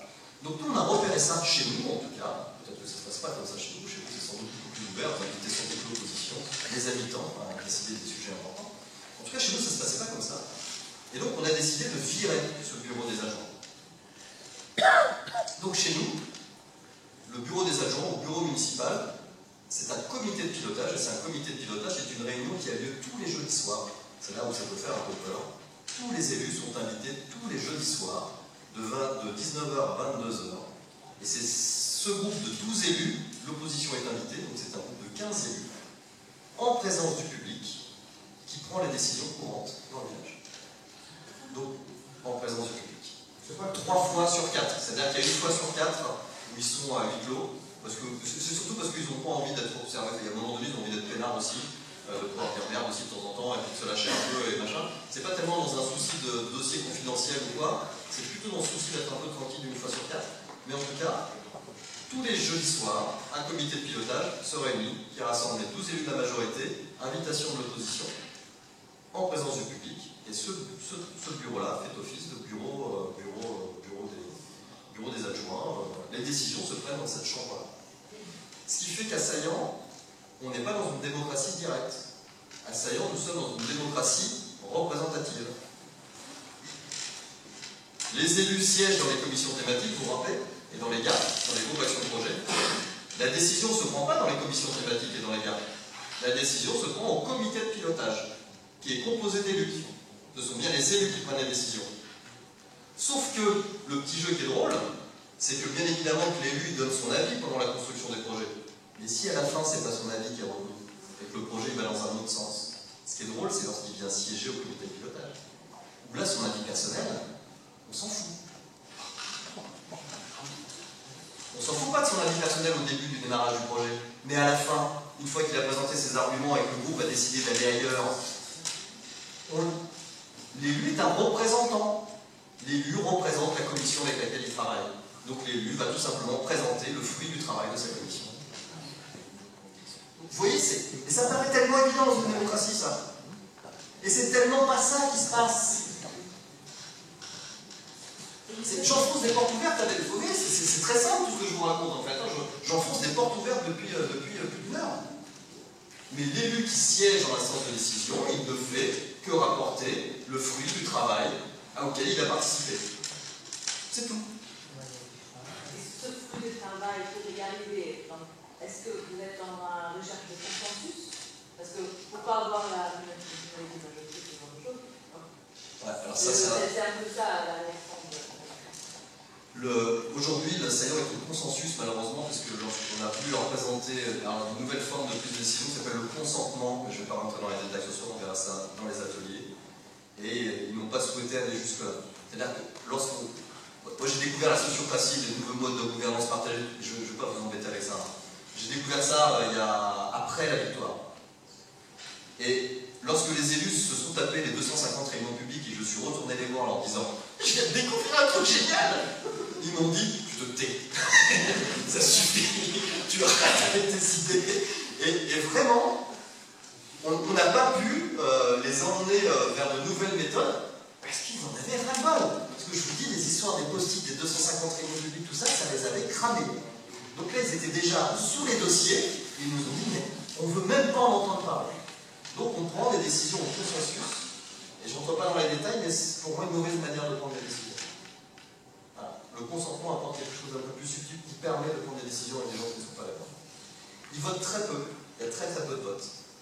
Donc ils arrivent du coup à force d'arguments, etc., à faire des choses, mais comme c'est du consensus pas terrible, ce qui se passe c'est quand il y a des fortes oppositions, ils abandonnent le projet. Ce qui fait que des fois on peut nous reprocher à Saillon de ne pas être assez politique. C'est-à-dire que les sujets qui fâchent, certains sujets qui fâchent ne vont pas être traités jusqu'au bout. Et c'est vrai et pas vrai, parce que le PLU, il fâche. Parce que là, du coup, on a eu la réunion publique de présentation du PLU, et ils fâchent, le PLU. Ils ont vraiment, là, pour le coup, ils ont vraiment pris des décisions assez sanglantes. Voilà. Mais ça arrivé plusieurs fois que dans ce village, effectivement, il y a des gens qui se plaignent que c'est pas assez politique. Parce que dès qu'il y a eu des projets un peu dérangeants, ça a provoqué une scission au sein du conseil municipal. C'est-à-dire qu'on a une liste qui est assez diversifiée en fait, hein. On n'a pas que des progressistes. Hein. On a beaucoup de réacs aussi dans cette liste. Vous voyez, on a les deux, on a vraiment les deux quoi. Et du coup, ça a du mal des fois à prendre des décisions et une unité de plage qui passe à autre chose. Voilà. C'est un peu le problème de ce mode de prise de décision. Et on verra demain avec le groupe que le consentement apporte quelque chose pour moi d'assez magique. C'est aussi pour vous donner envie de venir. Mais ça apporte quelque chose d'assez magique du coup. Face à des gens qui ne pensent a priori pas la même chose. Je ne sais pas si ça répondra à la question. Un conseil des sages. Alors vous avez en face de vous un sage. Vous imaginez la tête des habitants. Vous imaginez la tête des anciens du village. Ils me voient passer dans la rue qui disent ce mec-là est un sage. Donc les habitants se sont moqués de nous pendant 4 ans, puisqu'on a traîné ce nom pendant 4 ans. En fait, ce nom il a été décidé parce qu'on a fait un travail pendant la campagne avec les élus, on a dessiné le schéma municipal pour faire un schéma municipal participatif. On dit que la démocratie, il a fallu le dessiner. Et à un moment donné, les candidats, du coup les futurs élus, ont inventé une instance de contre-pouvoir. Ils se sont dit il faut qu'il y ait un contre-pouvoir, il faut qu'il y ait des habitants qui viennent nous dire de temps en temps si on n'est plus à la hauteur de la promesse démocratique qu'on a apportée. Donc ils ont inventé le Conseil des sages. Alors on a choisi le Conseil des sages parce que le premier nom qui est apparu lorsqu'ils ont inventé cette instance, c'était le Politburo. Donc tout de suite après, été un conseil des sages, on a dit ouais, super, conseil des sages, c'est super. Donc on va aller sur le conseil des sages. Et donc on a traîné ça pendant 4 ans, avec voilà, des villageois qui se moquaient de nous. Voilà, quoi. À Saillant, pour être un Saillançon, il faut avoir 4 générations cimetières. Je ne sais pas si c'est comme ça chez vous ici, mais pour être considéré comme étant un enfant du village, mais laissez tomber quoi. La guerre entre les néos et les machins, enfin, c'est un truc, alors ça, je crois que c'est valable un peu partout en France. Voilà, donc le sage, vous voyez, il a une bonne, ça fait 15 ans que je suis assaillant, mais voilà, peut-être plus sage, je vous raconte pas. Le rôle du conseil des sages, c'est de jamais donner son avis sur. C'est un peu un grand animateur finalement. C'est de jamais donner son avis sur les sujets, mais c'est de donner un avis sur la manière dont se fabriquent les décisions. Donc on est des observateurs des processus de prise de décision. Et donc dès qu'on voit qu'il y a des dysfonctionnements, du coup, on remonte ça aux élus, et on fait des contre-propositions aux élus, on essaie de trouver des solutions.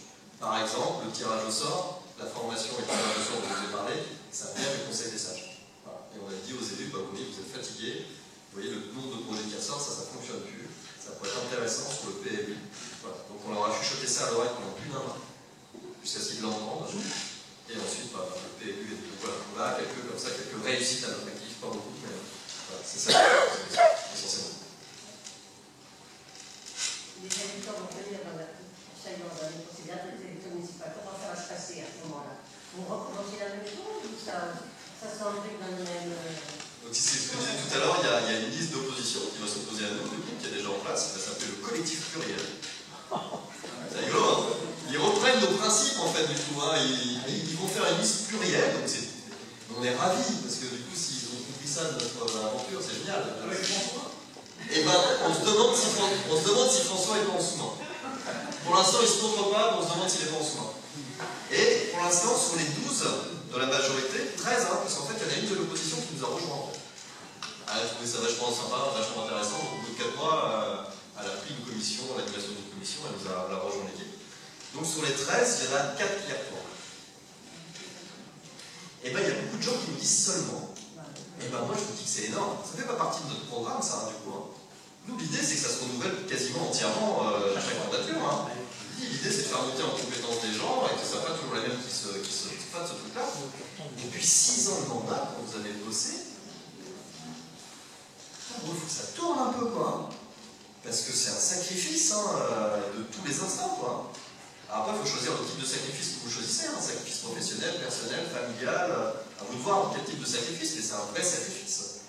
Donc l'idée, c'est vraiment que ça tourne. Moi, quand j'ai vu qu'il y en avait 4 qui voulaient se représenter, je me suis dit, mais après avoir vécu pas ce calvaire, mais ce sur-engagement pendant 6 ans, vous avez encore envie d'y retourner, c'est fou.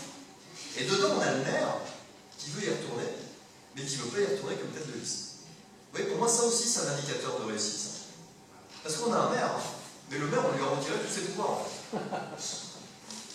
Il n'en a pas moins que les autres, mais il n'en a pas plus que les autres. Vous vous rappelez, la collégiale, là, de 12, de 13, enfin de 15, finalement, c'est cette collégiale-là qui prend les décisions.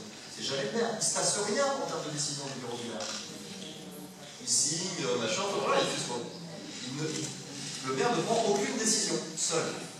Comme aucun élu ne prend aucune décision, seul. Chacun a son rôle. Le maire a plein de rôles. Il n'a pas le droit de décider. Donc, voilà, il y en a 4 qui retournent. Et puis, ben, s'il y en a donc 11 qui rejoignent le groupe des 4, eh ben, il y aura une liste qui se présentera. Si ce n'est pas le cas, eh ben, il n'y aura pas de liste qui se présentera. Et ça sera le choix de la population de s'engager. Mais encore une fois, il ne va pas y avoir des sauveurs qui vont représenter une liste pour faire en sorte que le village soit sauvé. Si personne n'y va, ça ne se fera pas. On passera à autre chose. Et ne vous inquiétez pas, il y en a tellement d'autres qui vont naître aux prochaines élections municipales que finalement, c'est pas un problème.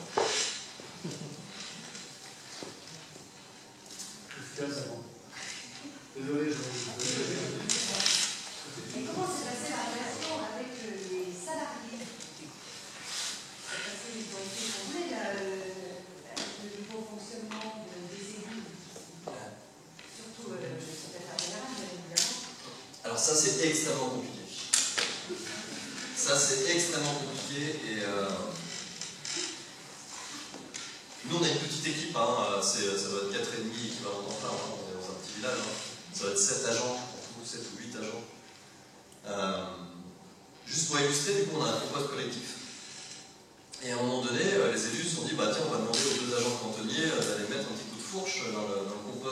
semaine. Et la réponse des agents, c'était de dire bah non, ça ne fait pas partie de notre fiche de poste. Voilà. Donc voilà, ça c'est un exemple. Un autre exemple, c'est que vous imaginez dans une mairie comme ça, l'accueil de la mairie devient un endroit, c'est la maison du peuple, la mairie du coup. Hein. Et c'est vrai qu'il y a plein de gens du coup maintenant qui passent à la mairie, c'est un rôle de gare à la mairie, du coup, tout le monde rentre, tout le monde sort. Donc vous imaginez quelqu'un à l'accueil qui sont hyper dynamique quoi. Eh, salut, ouais, je vous entends parler d'urbanisme, est-ce que vous savez que demain, du coup, il y a quelqu'un un peu. Et ben non, on a quelqu'un qui ferme les volets parce qu'elle est gênée par la lumière. Elle ferme les volets de l'extérieur en fait. Donc vous avez l'impression que la mairie est fermée en fait. Et j'ai rien contre cette dame, c'est juste que du coup elle n'est pas faite pour ce poste-là en fait. Déjà qu'elle n'était pas tellement faite pour un poste d'agent d'accueil, mais là en plus on demande un agent d'accueil qui soit un peu punchy, quoi, vous voyez, avec le sourire, on est dans une mairie dynamique, il y a plein d'informations, il faut qu'on diffuse l'information, etc. Non, elle ferme les volets, quoi. Il va falloir composer avec. Et du coup, c'est vrai que sur des listes comme ça, vous avez des agents qui regardent les élus en disant mon coco, toi dans 6 ans tu dégages. Moi dans 6 ans je suis encore là. Donc ne m'emmerde. Vous voyez, il peut y avoir des attitudes de ce type-là aussi, qui peuvent se comprendre aussi. Hein. Des fois, on a des élus qui se comportent d'une telle manière que, vous voyez, on ne peut pas les bousculer non plus ces agents. Hein. C'est pas parce que tu as été élu que tu vas changer ma vie et ma vie au travail, quoi. Donc il faut sans doute prendre les choses avec douceur, calme, proposer des formations et puis amener des évolutions de poste progressives. Et c'est compliqué. Alors par contre, la loi a prévu de se séparer de son DGS si ça ne marche pas.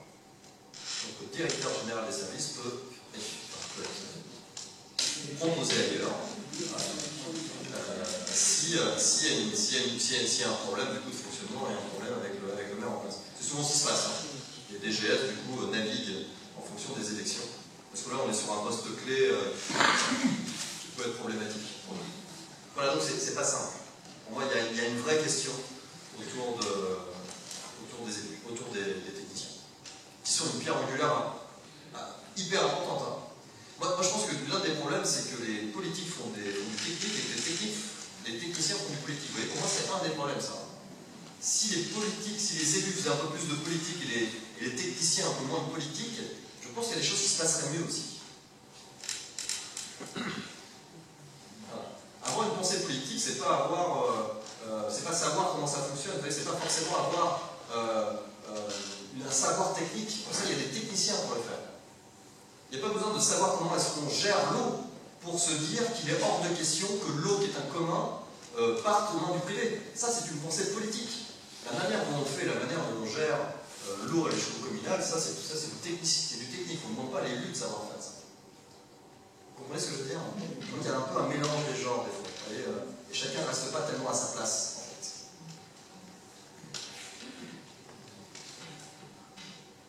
On attend tellement de quelqu'un. On attend tellement de quelqu'un qui détient le savoir, d'appliquer la réponse, en fait. Et vous savez que ces gens-là finissent par tomber malades, en fait. Vous savez ça? Soit ils deviennent fous, soit ils deviennent malades. Lorsque vous donnez toute cette charge à une seule et même personne, tu dois tout savoir, tu dois tout maîtriser, tout ce qui se passe sur ta donnée est ta responsabilité. Mais c'est de la folie de faire ça. On tue des gens en faisant ça. Vous savez que la première commune sur laquelle je suis intervenu, c'est un maire qui est décédé, qui est mort d'une crise cardiaque. C'était dans les Cévennes. C'est la première intervention que j'ai faite. Et en fait, la population s'est dit, s'il a fait une crise cardiaque, c'est aussi parce qu'il était tout seul à gérer ça. Et on sait qu'il était en suractivité, on sait qu'il était à 2 doigts du burn-out, on l'a laissé et il est mort.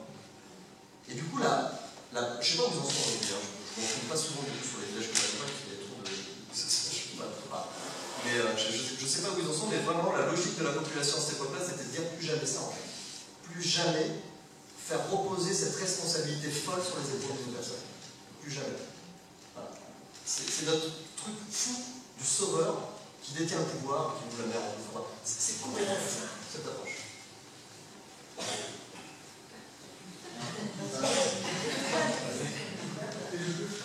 Non, c'est-à-dire que je trouve que, je ne sais pas, dans d'autres pays en France, il faut ce même type, ou à peu près équivalent, mais on entend parler en Hollande, en Alsace, etc. Est-ce que vous avez des relations entre eux? Est-ce que vous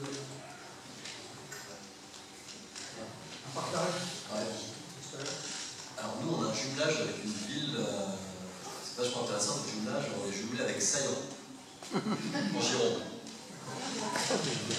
Ouais. Je crois que ça n'a pas changé, ils ont pas réussi à le changer. Ça. Vous voyez, les jumelages sont hyper intéressants. Quand même. Les jumelles, c'est un pays, ils faisaient des voyages, on allait boire du pif, du pinard, parce que c'est dans le Bordelais, Bordeaux, ils venaient boire des éléments de pays. Donc ça pourrait être intéressant qu'on fasse des jumelages de ce type-là, et des associations de ce type-là. Le Sangoël, c'est un exemple sublime. On est des petits poussins par rapport à ce qui s'est passé là-bas. Le maire a transformé la ville, mais c'est une dynastie familiale aussi dans Sangoël. C'est la famille Caron. C'est le grand-père, le père et le fils.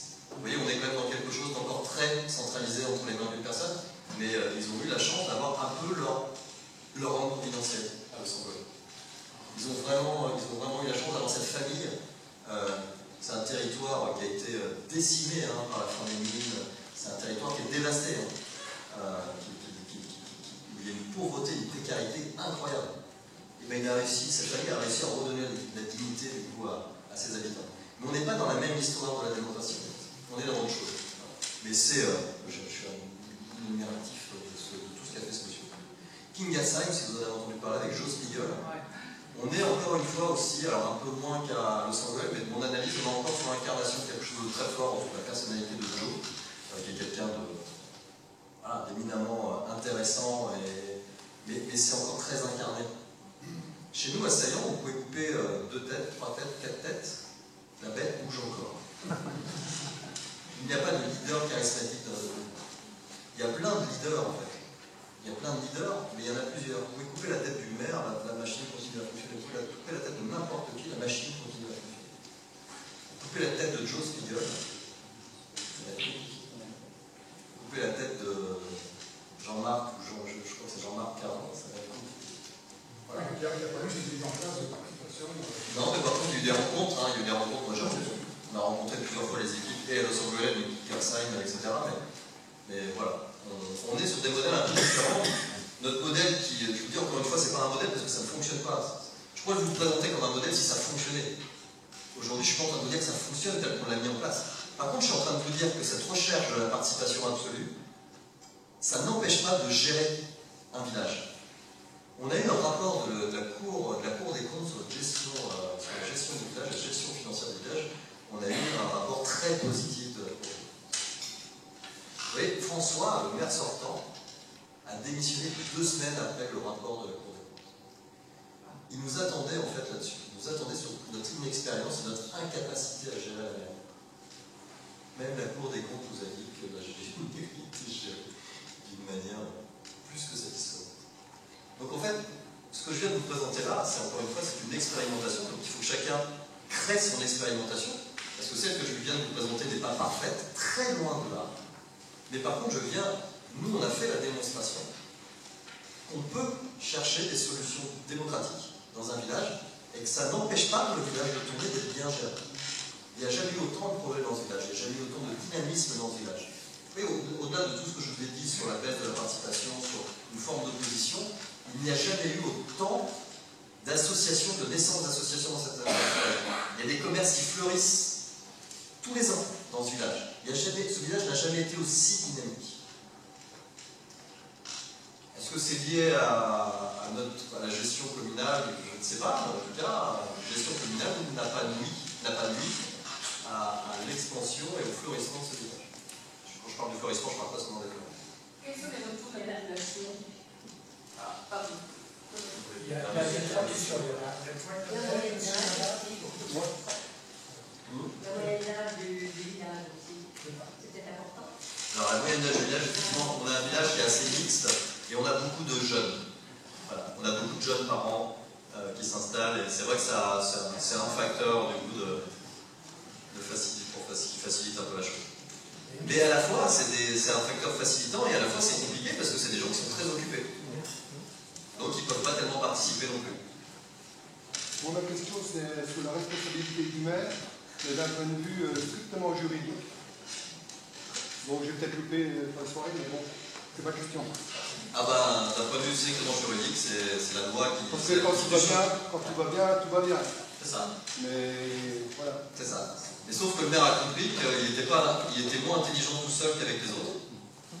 Et que du coup, les solutions qui sont prévues à plusieurs sont souvent plus intelligentes et moins risquées peut-être que si on est tout seul. On s'est mal compris, je parle de la responsabilité.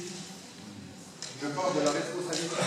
Je vous parle de la responsabilité. Ce que je veux dire, c'est que dans les décisions qui sont prises, notre maire a compris qu'il était peut-être préférable et plus sûr de prendre la décision à plusieurs, puisque à plusieurs, nous allons repérer davantage les dangers que lui tout seul, enfermé dans son royaume, vous voyez. Vous vous rendez compte, on va demander au maire de prendre des décisions seul et de les assumer seul. C'est fou. Donc voilà. Donc, oui, effectivement, les décisions sont prises à plusieurs, mais légalement, pénalement. Ma question est, devant un tribunal, qui est-ce qui va? Ma réponse c'est celle-là, c'est qu'effectivement, devant un tribunal, ça, c'est pas parce que c'est saillant que ça va changer les choses. Bien évidemment que c'est le maire qui est responsable pénalement.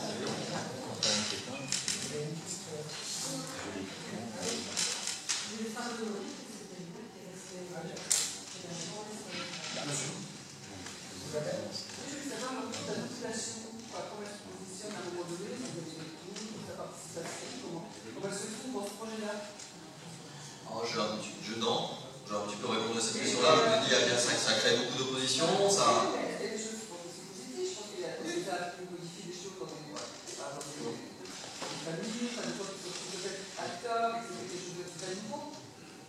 Oui, je pourrais faire une étude un peu plus précise. Moi j'ai l'impression que ça, c'est plus chouette, mais j'ai aussi l'impression que ça crée encore davantage de conflits entre les gens. Il y a les deux en fait. Et j'ai l'impression aussi que les gens vont devenir raisonnables à l'arrivée des élections municipales. C'est-à-dire que quand l'échéance va approcher, peut-être qu'ils vont se rendre compte que c'est quand même plutôt pas mal quand même finalement toute cette histoire. Aujourd'hui, on regarde très critique.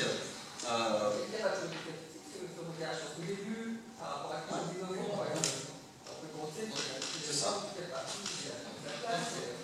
Et encore une fois, je vous dis, c'est pas toute la population. Il y a encore une bonne partie de la population qui soutient, qui continue à soutenir l'idée. Mais peut-être, là, s'il y avait des élections aujourd'hui, je ne suis pas sûr que la liste participative l'emporte. Mais ce ne sera peut-être pas le cas dans 6 mois. Peut-être que dans 6 mois, ça sera plus évident.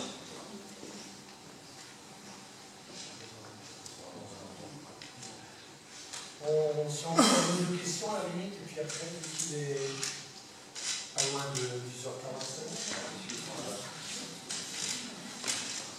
Comment a voté Saillant aux européennes?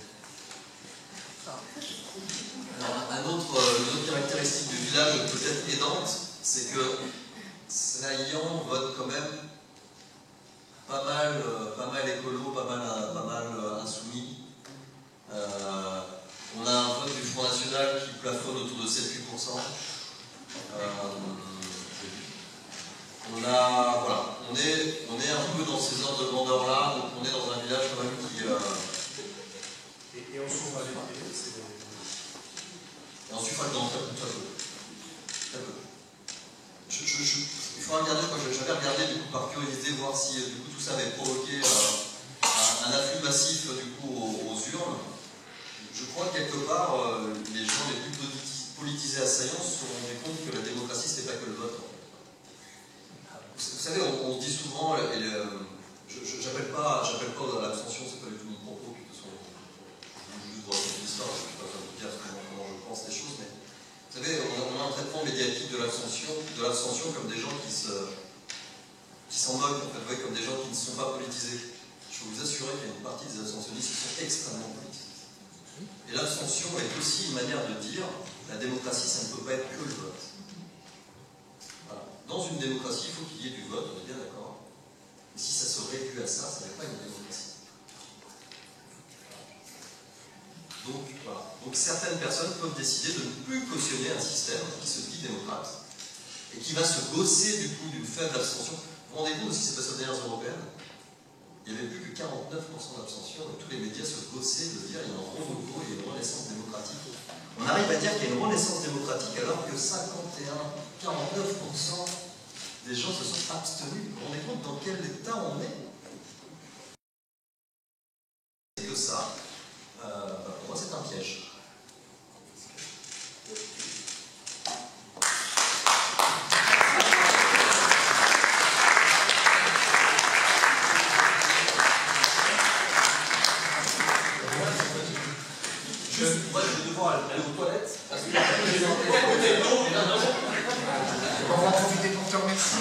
Merci à vous.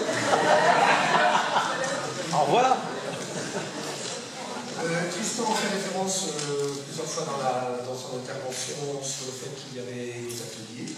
Donc on tenait simplement, effectivement, il y a une quinzaine de personnes, on a fait savoir via Facebook, etc., qu'il est avec nous sur tout le week-end, je lui reparle le dimanche pendant 13h. Donc il y a des ateliers, le but de ces ateliers étant quelque part de porter et de poursuivre la réflexion, de tenter de nous outiller, de réfléchir un petit peu plus. Voilà. On est une bonne quinzaine, je crois, qu'on aura inscrit dans ces ateliers, simplement pour vous faire savoir que si, à l'issue de ce que vous avez entendu ce soir, vous avez envie de poursuivre la réflexion, vous avez envie il n'y a aucun souci, on peut vous accueillir. Ça se passe pour votre formation. Si vous êtes intéressé à la lutte, vous nous le dites, moi, Lydie, Dominique, puis on vous dit directement, c'est demain matin, rendez-vous 8h30 pour boire un café, ensuite on commence à 9h, et on va être 9h, 12h, le midi on est en auberge espagnole, et puis l'après-midi on est en atelier de 13h30, 14h à peu près jusqu'à 17h30, 18h, et puis on recommencera dimanche matin, un tout petit peu plus tôt, à 8h, parce que le dimanche, il va nous accompagner sur justement le côté un peu de la prise de décision. Je crois qu'il va essayer de nous aider là-dessus pour nous faire réfléchir en tout cas par rapport à ça. Voilà, donc si vous êtes intéressé, vous dites, ça, il n'y a aucun souci. On fait très simplement une participation à un partage de frais. Voilà, on ne se pose pas de questions, ça ne coûte pas la peau du cul, mais c'est faisable s'il y a des personnes qui ont. Sinon, je crois qu'il n'est pas là, vous m'aurez bien aimé le remercier. Je vais attendre qu'il revienne. Donc, je crois que vous avez compris que ce qu'on voulait ce soir, c'était voilà, c'est ouvrir une discussion, ouvrir un débat, c'est regarder un petit peu ailleurs ce qui se fait, comment ça se fait. Je crois qu'il a été très clair en disant que ce n'est pas le modèle, donc on retient, c'est bien sûr que non. D'ailleurs, sur le site de Saillon, je crois, il me semble qu'il y a le résultat d'une enquête, d'une étude qui avait été faite par des chercheurs qui se sont arrêtés, donc scientifiques, des chercheurs qui se sont arrêtés sur Saillon pour regarder un petit peu plus concrètement ce que ça donne, les gens, qu'est-ce qu'ils en pensent, ils jouent, ils jouent pas jeu, les prises de décision. Ça se fait très bien, c'est un petit 6-8 pages. Hein. C'est toi qui nous as donné. Il y avait une recherche qui avait été faite, mais sur 2 ans après. Donc, oui. Comme ils le disent, c'est pas suffisant. Je pense qu'il faut voir sur un mandat, 2 mandats, faire voir. Et voilà, ça peut continuer tout simplement de faire bouger les choses. Donc voilà, donc je disais, oui, vous avez bien compris que c'était une réflexion, on a envie d'ouvrir un peu les yeux, d'ouvrir des portes. Maintenant, la balle est dans le cœur de tout le monde.